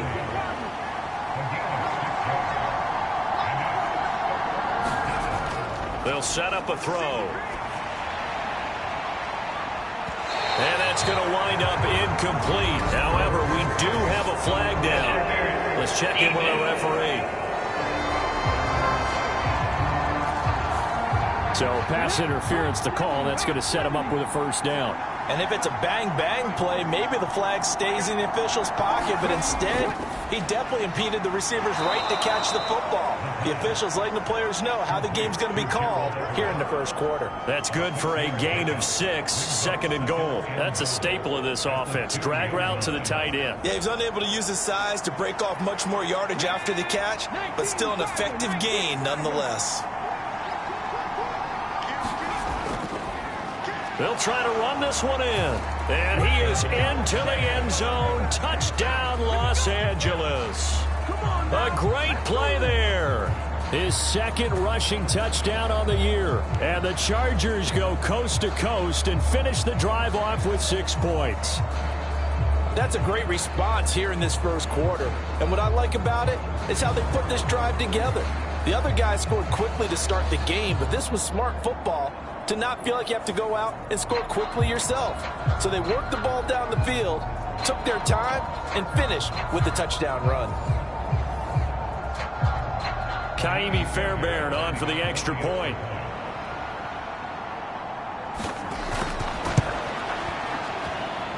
It's up and good. So these teams match touchdowns here in the first quarter, and we're tied 7-7.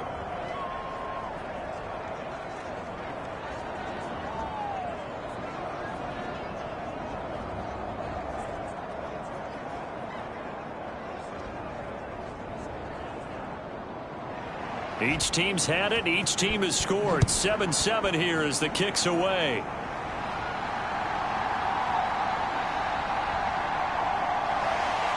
And he's up past the 20 to the 22-yard line.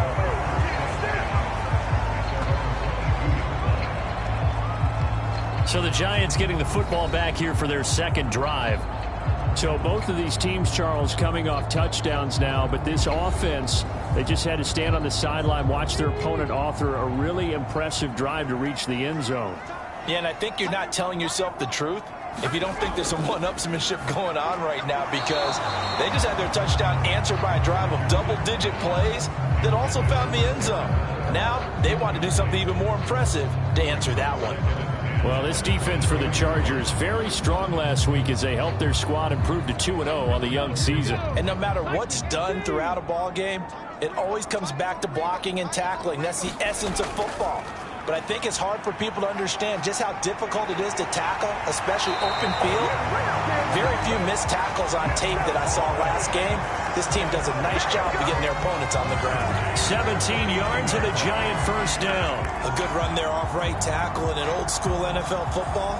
The right side of the offensive line, often known as the nasty side. The left side, usually the technical side. Kind of reminds me of the old Atlanta Falcons 2009-2010.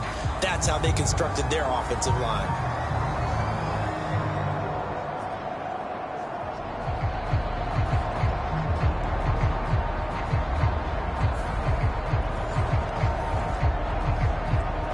So from the 39 now, they'll come up on a 1st and 10.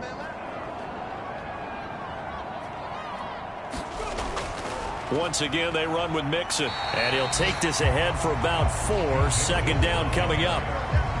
And that was a quality play to start a new set of downs. That was simply an offensive line winning the battle up front and winning it in a big way and giving their guy in the backfield a nice lane to hit. From the 43, here's 2nd and 6. There, Richardson back to throw it. He has Hyatt over the middle. And they're able to work this to the 25 before it's all said and done. That'll go as a pickup of 32 on the catch and run. Oftentimes now, offenses aren't nearly as precise as days gone by. They just tell receivers, find an open patch of grass and let the quarterback find you. And that's exactly what they did on that play. First with the pass through the air, nice chunk of yardage there, and then additional pickup with his legs after the catch.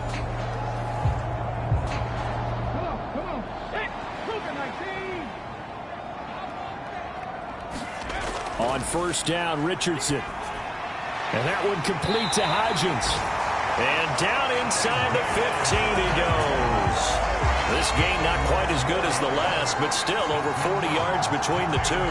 Someone sharp in this game. I mean, a touchdown pass on the first drive. It comes right back, and he's flinging it around really well here. Really nice throw there to pick up the 1st down. You kind of just feel a laser focus and confidence about him, and I think we saw that this week, didn't we? Talking to him and the coaches, they felt good about his performance coming up. Yeah. And he's going to go down. He's sacked back at the 24. Derek Brown in there to bury him for a loss of 11. Now that was a passer's nightmare. The front door totally shut down by the defense, so he kept going backwards, hoping to find another avenue of escape. It didn't exist.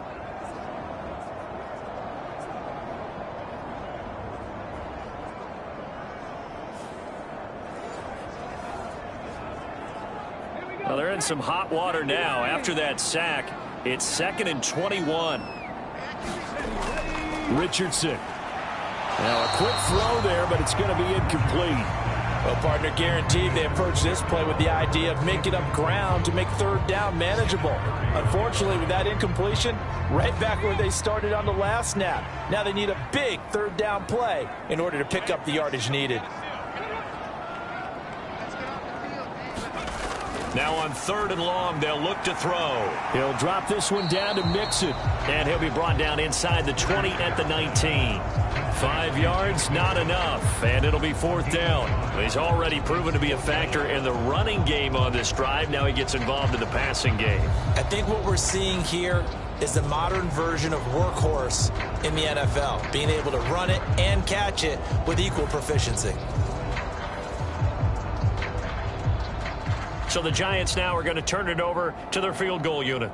It'll be from the right hash, and it'll be a 36-yarder. And this one is right through. And they take the lead here now at 10-7.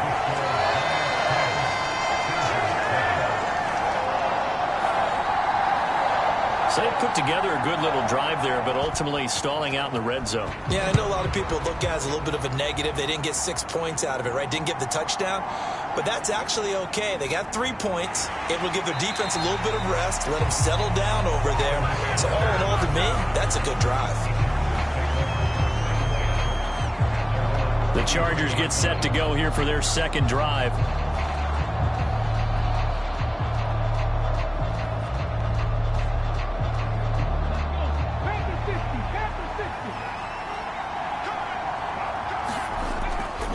They'll start on the ground here on 1st down. And not much there. Maybe a yard up to the 24. Now 2nd and 9.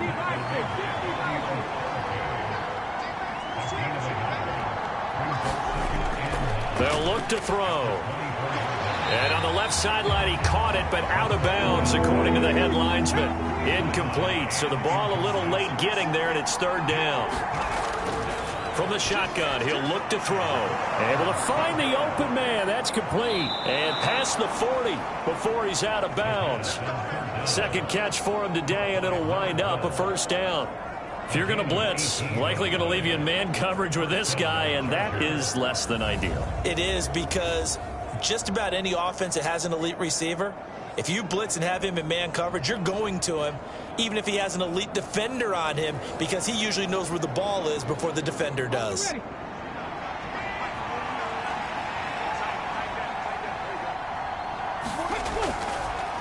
Opening carry of the game for Cordero Patterson. Nifty move. Now inside the 25.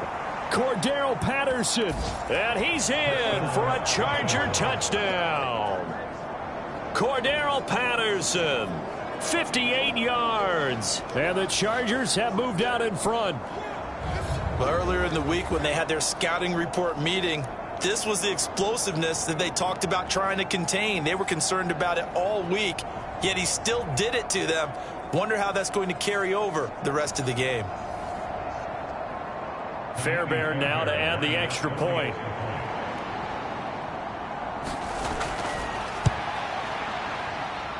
And that makes it 14-10. So that drive, 4 plays. And the last play, a really nice run that culminated in the touchdown.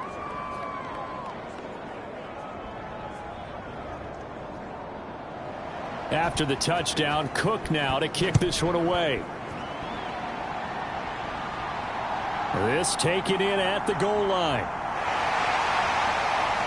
And he'll get it up across the 20 to the 21-yard line.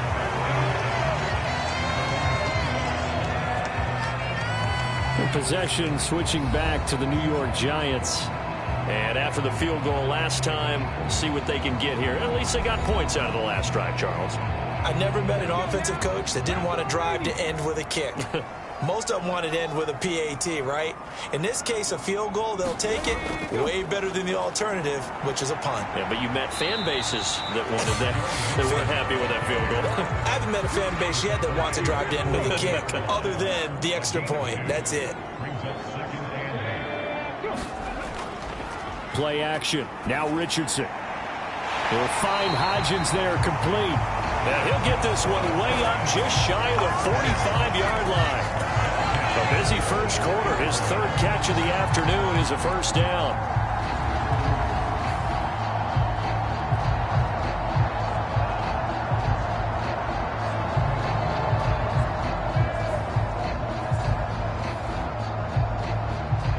Under a minute to go, clock running, and a back-and-forth first quarter of play. Mixon with a first down carry. And he's going to take this ahead for right around 3 yards, but no more than that. Second down. Not a huge carry there on first down, but not all of them will be. But still, all in all, a positive play for the offense. It's all about picking up at least a few to set up what you're going to do here on second down. 2nd and 7.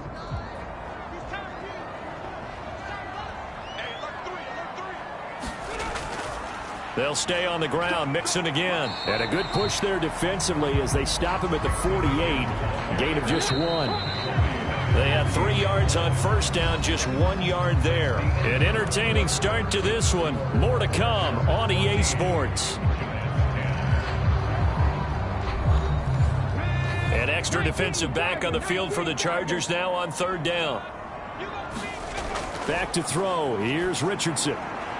He's across midfield and all the way down to the 41-yard line. His first catch of the game, good for 11 and a first down. Well, a lot of times when you get a manageable 3rd down situation like this, you have to think about your tight end, and he comes through for him, picking up the first down.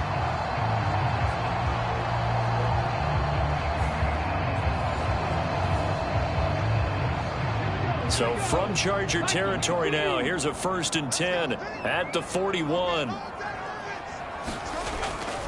Mixing up the middle. And he's tackled a yard short of the marker. Good gain of 9 on first down. From the 33, here's 2nd down and a yard. Out of the shotgun, they run with Mixon. And he is going to be stopped cold behind the line of scrimmage.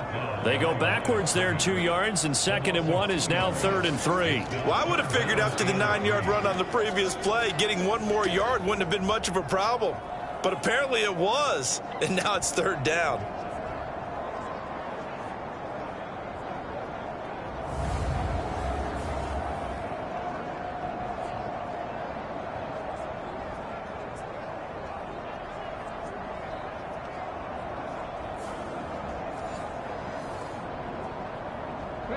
The Giants on 3rd down. They've been okay, 2 for 3 thus far. Here it's 3rd and 3. Richardson working from the gun. That is caught. And he'll be taken down, but he does have first down yardage. 7 yards there. Good enough to move the sticks. Well, sometimes our pregame meetings do pay off, don't they? What do the guys in the locker room call him? Well, they said it with a chuckle. They called him Old Reliable. Yeah, that means he doesn't move quite as fast as he used to, but he still knows all the tricks, doesn't he? Even that little gentle push-off in order to get open, he finds a way to pick up a first down. Come on. Hey, move it,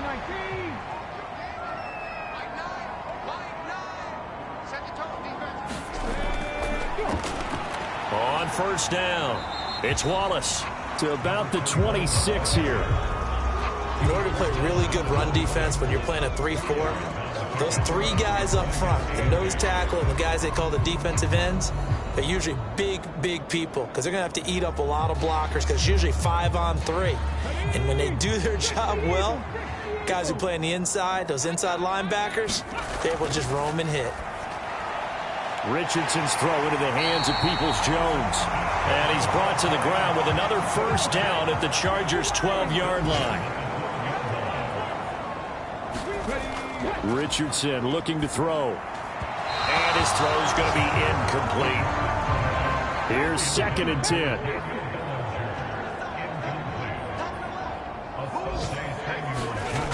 Here's Richardson to throw. And Waller taking it in over the middle. 9 yards, not quite enough, and they'll be left now with 3rd and 1. Let's not quibble about the gain there on 2nd down. That was a positive play because that was a take-what-you-can-get situation. Got out to the tight end. Now it gives them a much better opportunity to convert on 3rd down.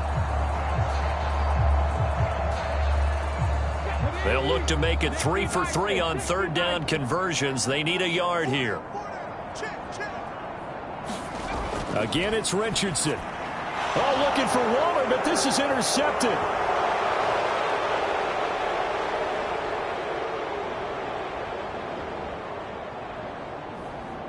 And he brings this one back. It's a pick six and a Charger TD. They were in a very good position to come up with a go-ahead score there. A really good drive. Instead, it turns into 6 points going the other way. Psychologically, I don't know what that's going to do to them. So as a coach, you're looking at that as at least a 10-point swing, right? Because they had the field goal in their back pocket. They certainly did, and you're right. At least a 10-point swing, maybe more. On for the PAT, Kaimi Fairbairn.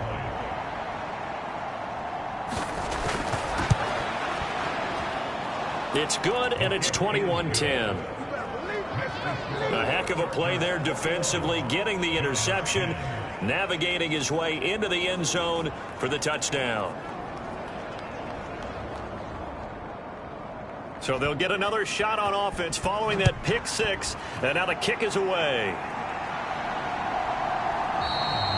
And no thought to bring this one out. He'll just go down to a knee, and he'll take over at the 25. And New York set to take the field.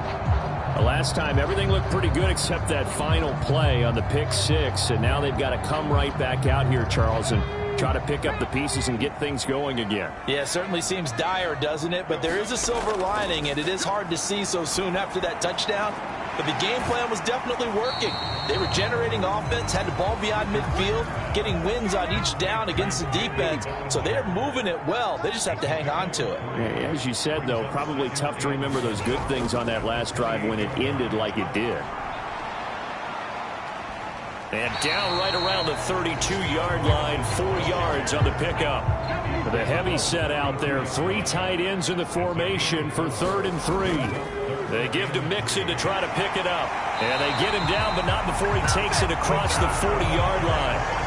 10 yards, good for a giant first down. That right there, a good sign for a team that's had trouble converting third down so far this year. They're in the bottom 5 in the NFL, but they come through there. Yeah, and I bet if we put our guy Marvin on the case and say, Marvin, tell us where they rank on 3rd and what, right? I bet they're in the top 5 in the league on 3rd and 5, 3rd and 6, 3rd and 7 or more, because that's how you end up not converting. Just too much yardage to pick up on 3rd down.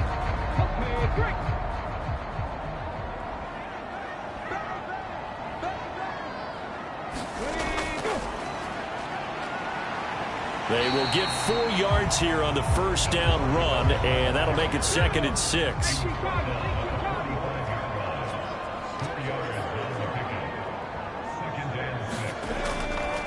Up the middle they go. Wallace. And he'll take it down shy of the 45 at the 46.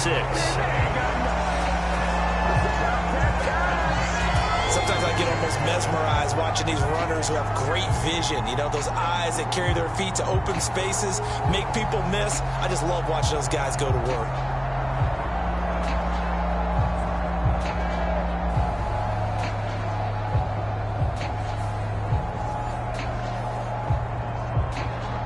So from Charger territory now, here's a 1st and 10 at the 46.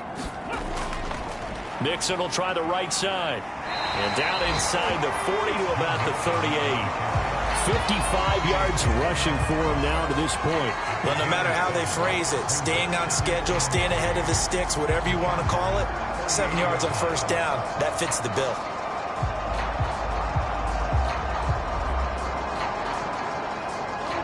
Second down and 3.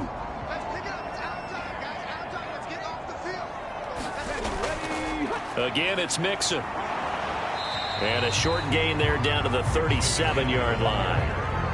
They're trying to keep the drive going. This will be play number 8. It's 3rd and 2. Now it's Richardson. Work in the middle of the field, and he's got a man complete. And he's brought to the ground with another first down at the Chargers' 23. That'll put him over 100 yards receiving now here in this first half of action. Yeah, these are the types of plays they're going to need to hit on if they're going to get back into this game. It hasn't been the greatest of first halves, but this is a nice throw here on 3rd down, and they keep the drive going.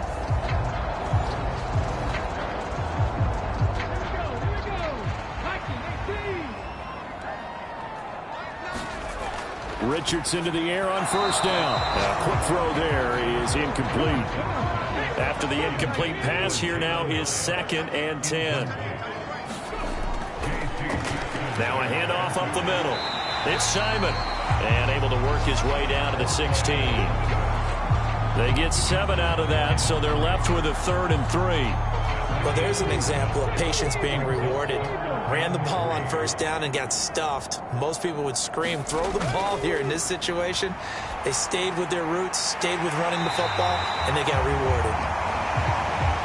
And the Giants are going to have 1st and goal as they try to finish off this drive with 6 points. And they'll use him out in the backfield, and sometimes quite a bit. They're just trying to get him touches any way they can. 4 catches a week ago, there's another one right there.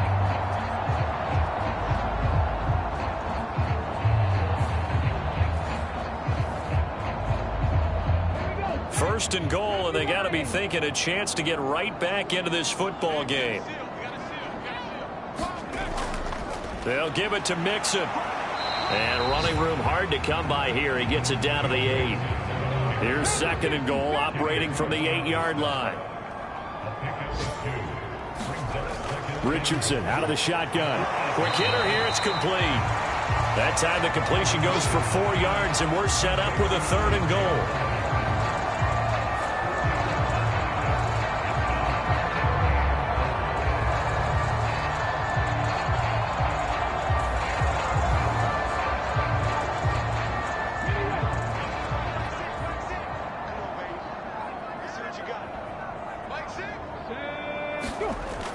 Out of the gun, they'll look to throw.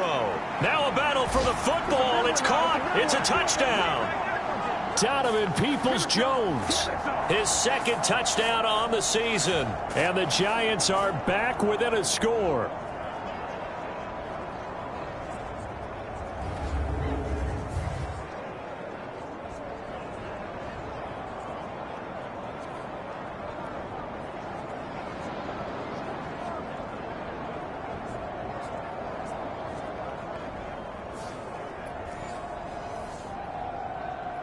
Now for the point after.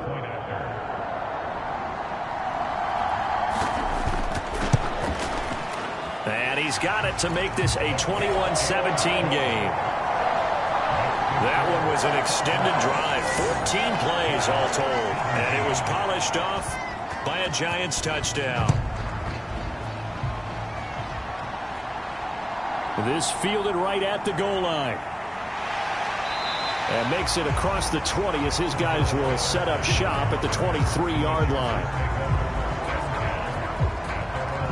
The offense for Los Angeles returns to the field. So for this offense, Charles, remember drive 1 made it to the end zone. Drive 2 resulted in a touchdown as well. Now they'll try to make it 3 for 3. Yeah, and you know, they told us all week that this was the plan and this is what they wanted to execute, but did they really believe it would happen this well, this efficiently? I know they'll take it, and afterwards they'll say, there was never a doubt in our minds we were going to be successful in this one. Leonard Williams, the former number 6 overall pick, got the sack that time. So this has been a lot like a tennis match, hasn't it? Back and forth. Both of these offenses having their way so far, so maybe the question isn't who's going to score the most points in this game. Maybe it's who's going to get some stops. Yeah, absolutely, and that sack finally a first step in the right direction for a stop.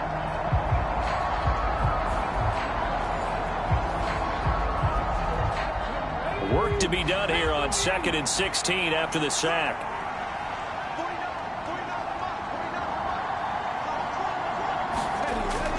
Patterson, he'll try it up the middle. And not a whole lot to speak of there as they'll bring him down shy of the 20. The Giants going to go ahead and use the first of their timeouts as they'll head to the sideline and talk over what to do next. On 3rd down, it's Porter. Now the Giants will use the 2nd of their 3 timeouts. So that means they're down to 1 remaining here as we head toward halftime. On 4th down, on is Logan Cook to punt. He was only asked to punt once in the victory last week as he sends this one away. Going to be a 43-yard punt, just a single yard on the return. And it'll be Giant football 1st and 10. Joe Mixon and the rest of his offense making their way back onto the field. They're behind in the first half here, CD, but it's not through any fault of their running back. He's had a strong start to this one. And you're right about that, partner, because watching him play, You would think that his team is in the lead. He has been a lot of fun in this contest. Now let's see if they can actually make something happen and put more points on the board behind his efforts. Yeah, I'm curious to see, Charles, if they can play complementary football and get that passing game going as well. But Richardson has to get them to the line in a hurry now. Richardson now looking to throw on second down. And he'll go down right around the 47 this time. First down now, but the clock continues to move. Oh, and his early struggles continue. Here's another one intercepted. Picked up by J.C. Jackson. And he brings this one back. It's a pick six and a Charger TD. Well, that's what you get, apparently, when you try to take on a Pro Bowl cornerback. I mean, what a play there to make the interception and also bring it back for 6. And he is so good that we've seen teams absolutely stay away from throwing the ball at him. Here, he's just reading the quarterback's eyes the entire way, makes a great play on the football, and turns it into 6. Fairbairn now to add the extra point.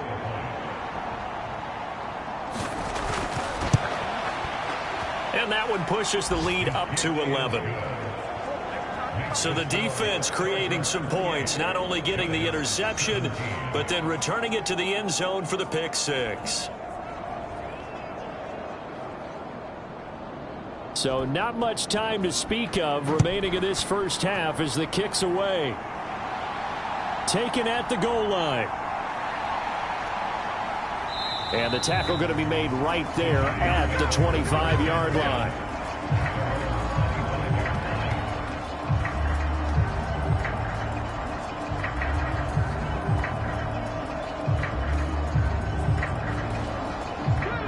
The Giants offense at the line, ready to begin their next drive. And with 8 seconds on the clock, really not a lot of time to try to put anything together. And he'll just push his way forward for a few as the clock will run. And with just 4 seconds left in this first half, a timeout call. 2nd and 6, just inside the 30. A final shot before the half. Richardson. Now he'll take a shot for Peoples-Jones. And it's knocked away and incomplete. So we have reached halftime here in an 11-point contest. As we'll get you down the coast to Orlando for Jonathan Coachman at our EA Sports Halftime Report. Coach. All right, Brandon, thanks. And welcome in everybody to our EA Sports Halftime Report. Time for a look around the NFL here in Week 3 of the new year. We start with a good one in the NFC. Arizona making the trip east to take on Carolina. And it's the Cardinals who are out in front in that one. Corey Davis, 100 yards receiving on the nose and a touchdown catch as well.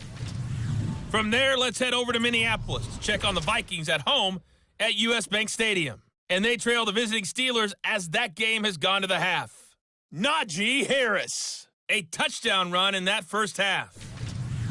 Finally, we're off to Atlanta to check on the Falcons at home at Mercedes-Benz Stadium. And they were losers in that one as they fall to the visiting Seattle Seahawks.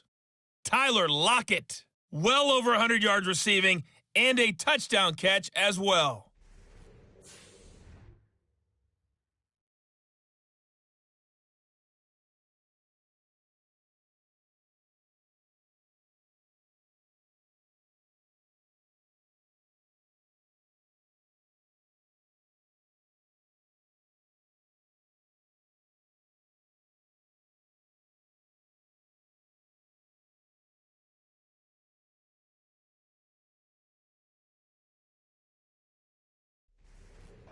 All right, Coach, thank you, and we welcome everyone back for quarter number 3. So the Chargers will start the second half with the lead and the football as we're underway in the third quarter. And Patterson will not return it. It comes out to the 25. The Chargers getting ready to go here to start this third quarter.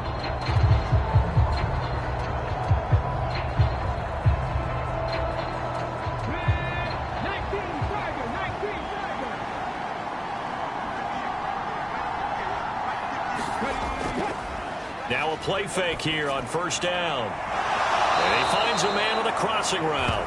And they work this well upfield across the 45. Fresh out of the locker room, they hit him with a gain of over 20. And the Chargers first down.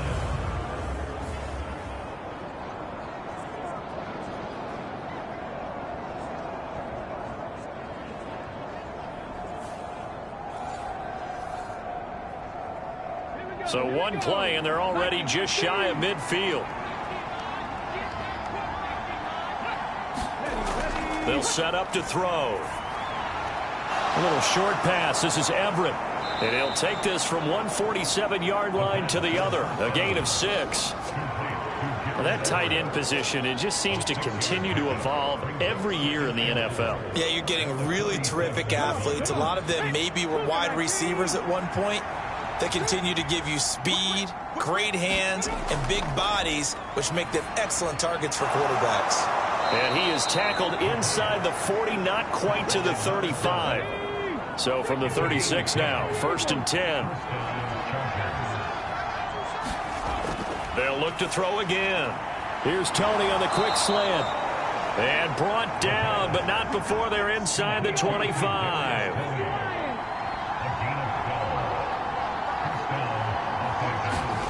Back to throw again. Looking for Tony on the out route, and he's got him. And he'll go out of bounds in the red zone just inside the 20. That'll go for a gain of 7, and it'll be 2nd down. Again, he'll drop to throw. That's going to be caught at the 10-yard line. And the Chargers are going to be set up with a 1st and goal coming up as they get him down at the 6-yard line. And it appears we have a Charger shaken up on that last play. We'll get an update when we return to MetLife Stadium.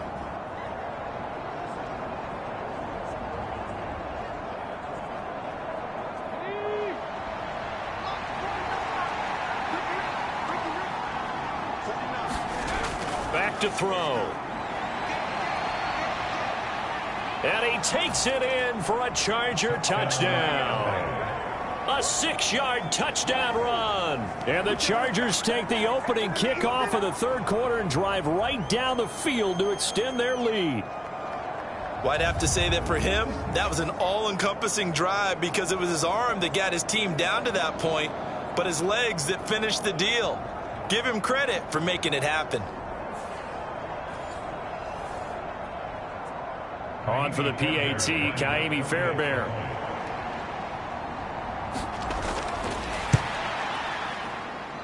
And he's been a busy man, 5 for 5 now as he knocks another one through to extend the lead. So the drive winds up going 75 yards in 7 plays. And it's capped off by a touchdown run of 6 yards. After the touchdown, Cook now to kick this one away. This taken in at the goal line. And beyond the 20, but not by much. In fact, just a yard pass there to the 21. Now we take a glance at the offense as they work their way back out for their first possession of the 2nd half.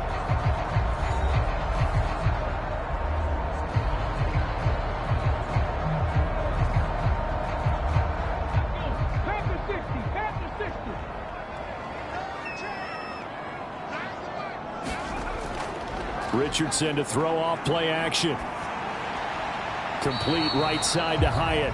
And he gets it here to right around the 24 before he's out of bounds. Richardson now on 2nd down.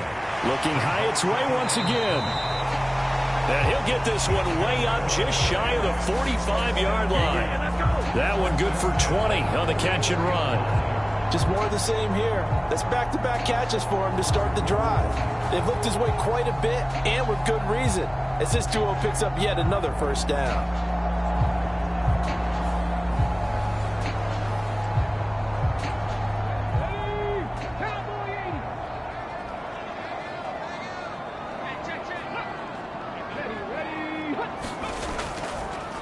They'll run on 1st down. It's Wallace. Kenneth Murray, the linebacker, there to make the play defensively. From just shy of midfield, here's a 2nd and 5. They'll keep it on the ground. Wallace. And he's going to get across midfield and into Charger territory. This offense in desperate need of a conversion as they come up on third down. Richardson looking to throw this. He had a man open, but he missed him, and it's incomplete. Here's Tressway now, as he should be able to pin him back deep here with his first punt. He punted 3 times in the loss last week as he sends this one away. And now out on the field, here comes Los Angeles.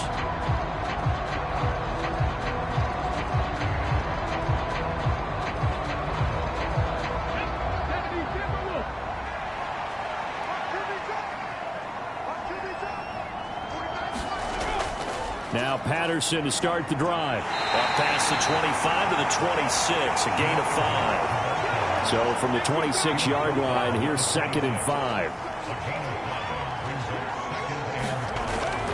They're going to look to throw. Throw over the middle into the hands of the tight end, Parham. First target, first catch, and a first down. They'll give it to Patterson. And not a whole lot of room to operate there on the first down run. He gets maybe 3.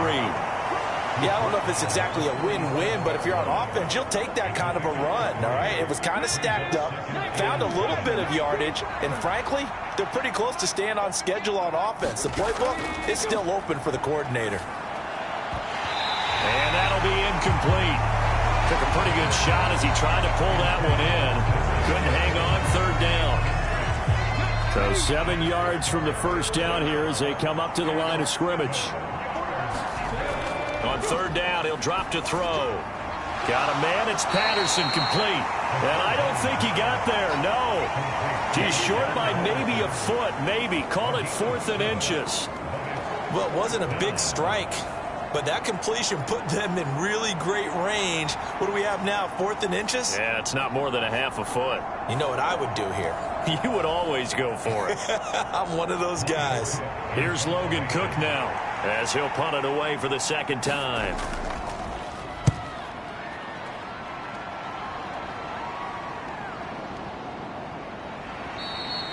It'll be a 39-yard punt, no return. And the Giants' drive will start from deep in their territory with a 1st and 10.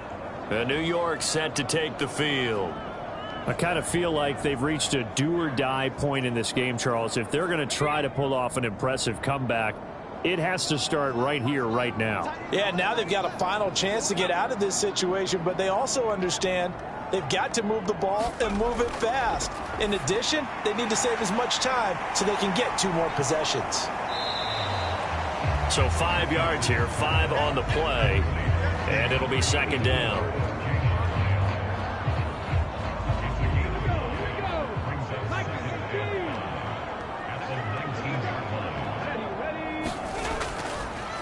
They'll try the left side.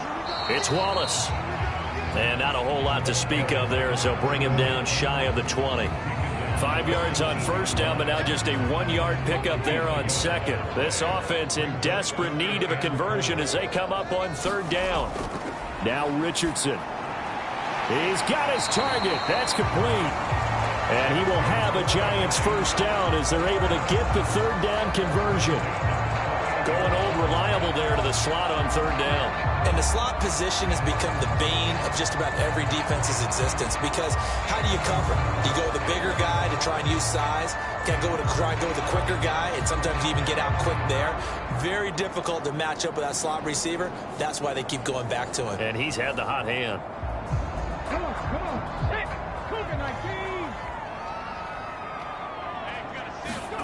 First and 10. Here's Richardson with it. That's complete to Peoples-Jones. And they're able to get this one across the 35. So here's a 1st and 10 at the 38. Operating from the gun, Richardson. And that's going to be caught by Peoples-Jones.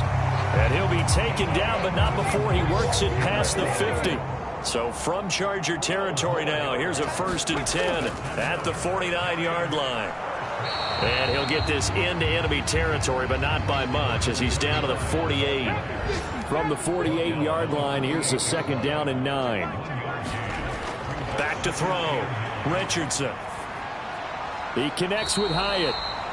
So the completion good for 6 yards. And this will wind up being a 3rd and 3.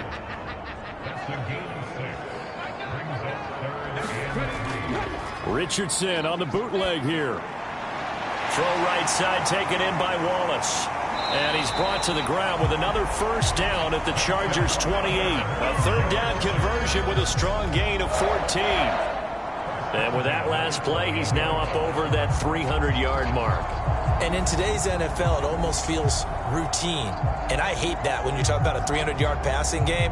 To me, 300 yards still signifies excellence, and he's achieved that in this performance.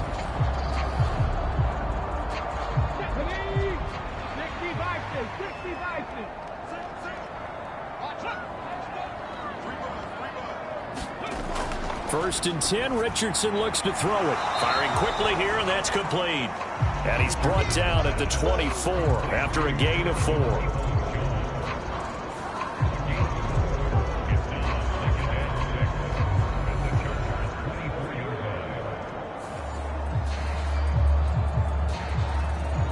Second down and 6 now.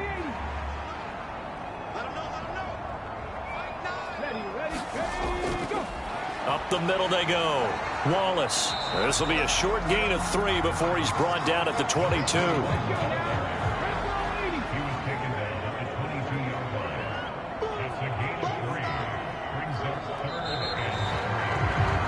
And as they come to the line, they will not be able to get off another play as time has run out on this 3rd quarter. We'll return with more after this break. You're watching the NFL on EA Sports. So 2 of 2 on 3rd down conversions on this drive, and now they face a 3rd and 3 here. Got what they needed there. The drive continues with a 9-yard pickup. Despite the score, despite the deficit, no quitting this guy. He's running angry, running through arm tackles. He wants to change what that scoreboard is saying.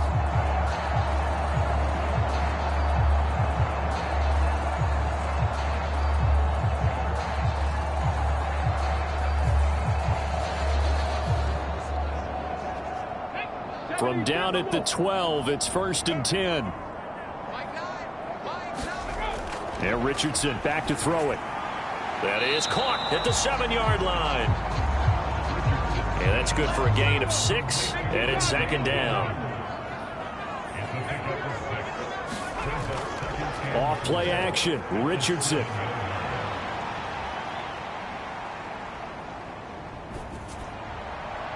That's caught. It's Waller. Touchdown, Giants.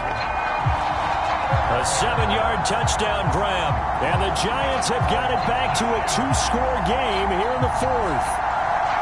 You got to figure down by the goal line. This is where a tight end earns his money in the high traffic area. And he's able to work free in the middle of the end zone and grabs that one for a touchdown.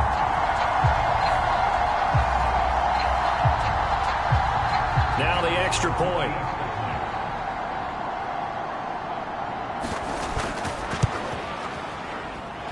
And that one makes this an 11-point deficit now. So that drive spans 13 plays. And it concludes with a touchdown reception by Darren Waller.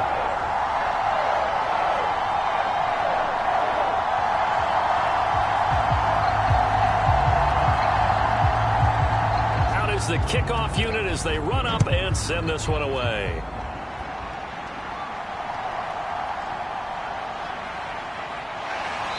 And he brings us out past the 20 to the 24.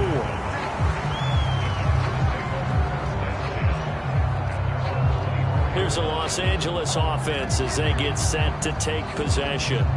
Well, there are 2 scores on the plus side. Still time here in this 4th quarter, but maybe you start thinking about playing keep away? Yeah, I think here's the situation. You're not thinking touchdowns anymore. You're just thinking first downs. To keep up with your theme there, playing keep away, first downs, they can't touch the ball.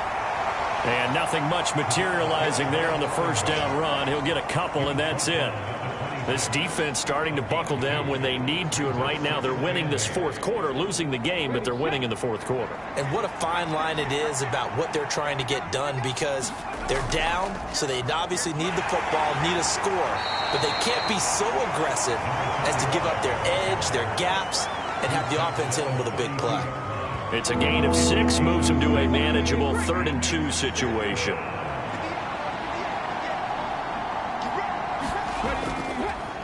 They'll keep it on the ground.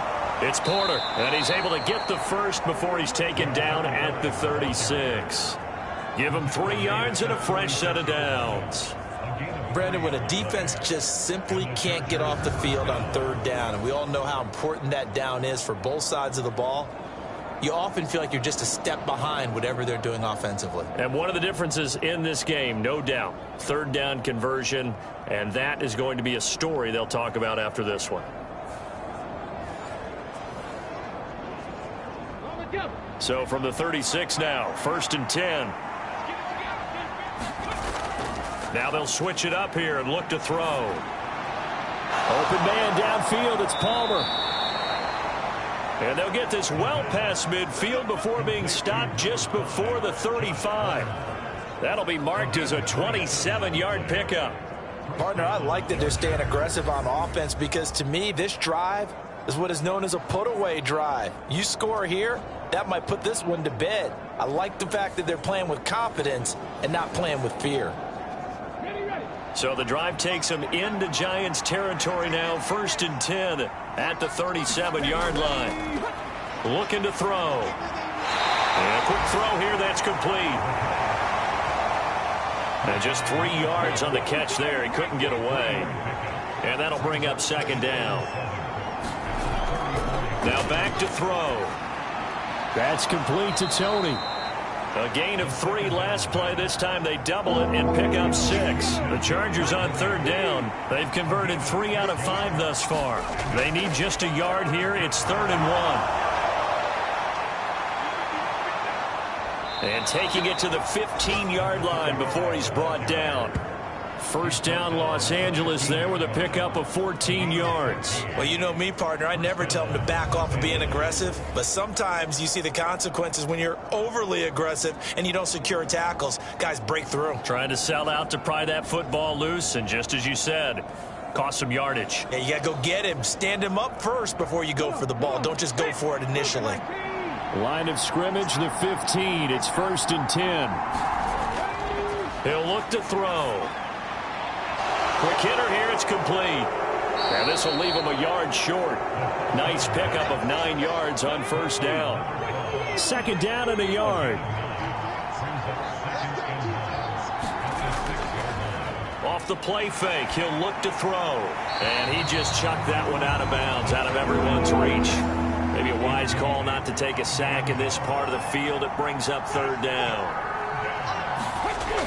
On 3rd and short, they'll try and pick it up through the air. And he's in for a Charger touchdown. It's their quarterback with his 2nd touchdown of the afternoon. And the Chargers are closing in on a 3rd straight victory to start the campaign. Nothing like understanding where your escape hatches are as a quarterback. Here he's looking, but he knows he doesn't want to force anything. So when nothing avails itself, he slips past the rushers, takes it right up the middle, and takes it into the end zone.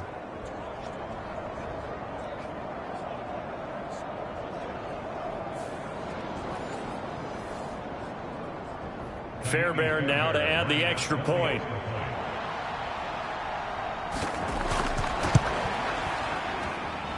And the lead is up to 18 now. So that one a pretty time-consuming 10-play drive. And it's capped off by a touchdown run of 6 yards. And here comes a return from just beyond the goal line. And they'll get him down right at the 25-yard line, so the same result, and he opted for the touchback. Here's the Giant offense now as they get ready to take over here. And they unfortunately are staring at a mini losing streak developing, trailing here in the 4th quarter. This would be their 3rd straight defeat.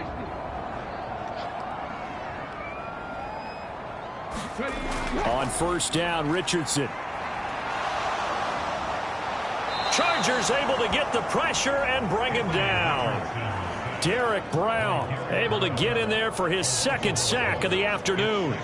Well, this certainly feels like complimentary football to me, partner, because the momentum from the team's touchdown drive looks like it's made its way over to the defense. They're working together in tandem now. Offense gets in the end zone, defense with a big sack on the first play of the following drive. Well, they're in some hot water now after that sack. It's 2nd and 21. Richardson. And this one incomplete. Too much contact to hold on to that one, and it's 3rd down. Back to throw. Here's Richardson. And that is incomplete. Oh, he had a defender right there with him to force that to the ground. And 4th down now coming up. Here's Tressway now as he's on to punt for New York.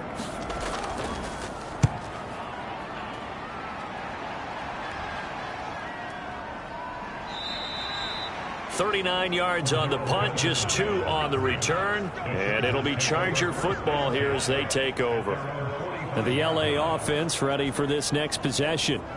They've got a chance now to put this game away following that last defensive stop and punt. Good starting field position for them here as they come up 1st and 10 at the 45. They'll start this drive out on the ground. That's just a pile of bodies there, and that's when you kind of find out who's a tough guy, right? Who can stand up and make a play. It was only a 3-yard run, but for both sides, they had to walk away from that feeling like, okay, I can stand up when the going gets tough in here. 3rd and 5.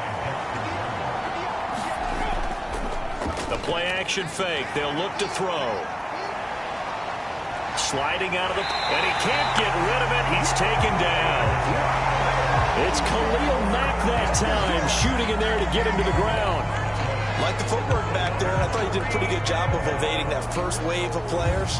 Tried to buy a little extra time out of the pocket, but in the end, oh, that was a tough one. Yeah, winds up getting buried for the loss.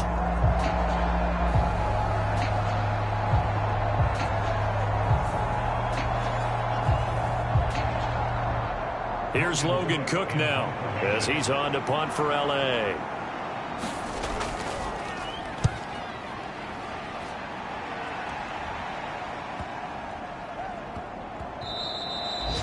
And that one hits at the 7, but bounds into the end zone, and that'll be a touchback. And New York set to take the field. Well, this game, it has had no shortage of offense. They've been able to put up a decent amount of points on this side, Charles. They just have not been able to keep pace with the other offense they're going against here. Yeah, it's a good way of pointing things out because now it's not a total loss because, as you said, they've scored some points, so there's some plays they can build on, moments where the game plan actually worked. But overall, though, they were just out-personnel. They were going up against a team that's playing at an elite level. Up at the 29 now, they'll head to the line, 2nd and a yard. Operating from the gun, Richardson. And that one complete to Hodgins. And he gets this one just shy of the 40. They'll mark him down at the 39. 1st and 10, it's Richardson. And that is incomplete. He couldn't hold on through the contact. Brings up 2nd down.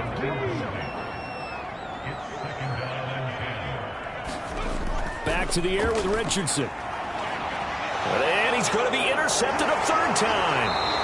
Picked off by Asante Samuel Jr. And the Chargers are going to have the short field here as they'll take over right at the 50.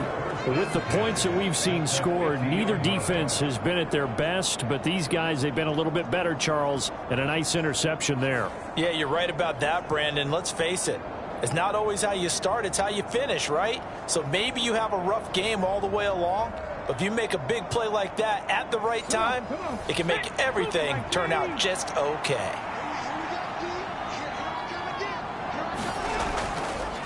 On 1st down, Porter. 46 yards rushing for him now in the ball game. From the 44 now, here's 2nd and 4.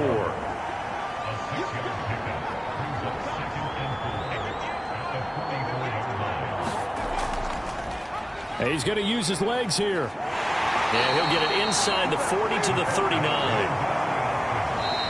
Give him 4 yards as he does it himself, and it's a first down. 2 minutes left to play in this football game here on EA Sports. So from the 39 now, they'll come up on a 1st and 10. Now a handoff up the middle. It's Porter, and he's going to get a solid gain of 9 before being brought down. Second and right at a yard.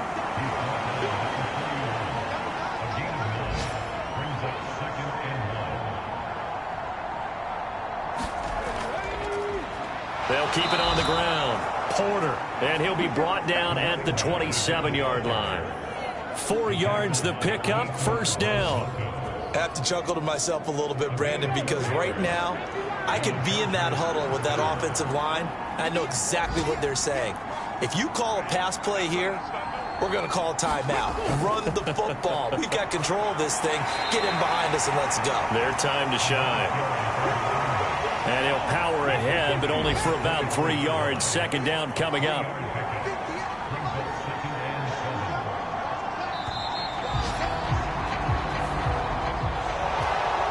Charles, a lot of happy faces heading into the tunnel as this one ends, and understandably so. Not only did they get the win, but, boy, their offense was on fire in this ball game. And, partner, I have no idea what the top speed is on one of those high-end sports cars. What's the top gear you can get into? This offense, they certainly were there in this one, huh? Everything clicking for them in this contest, the kind of performance that they're going to cherish. So for L.A., it's an ideal start as they move to 3-0 now on the young season. And they'll get another road date next week. Meanwhile, for the Giants, the early struggles continue as they'll sink to 0-3. And they'll look to get back on track next week as they travel up to Detroit to take on the Lions. And for Charles Davis and our entire crew, I'm Brandon Gaudin. You've been watching the NFL on EA Sports.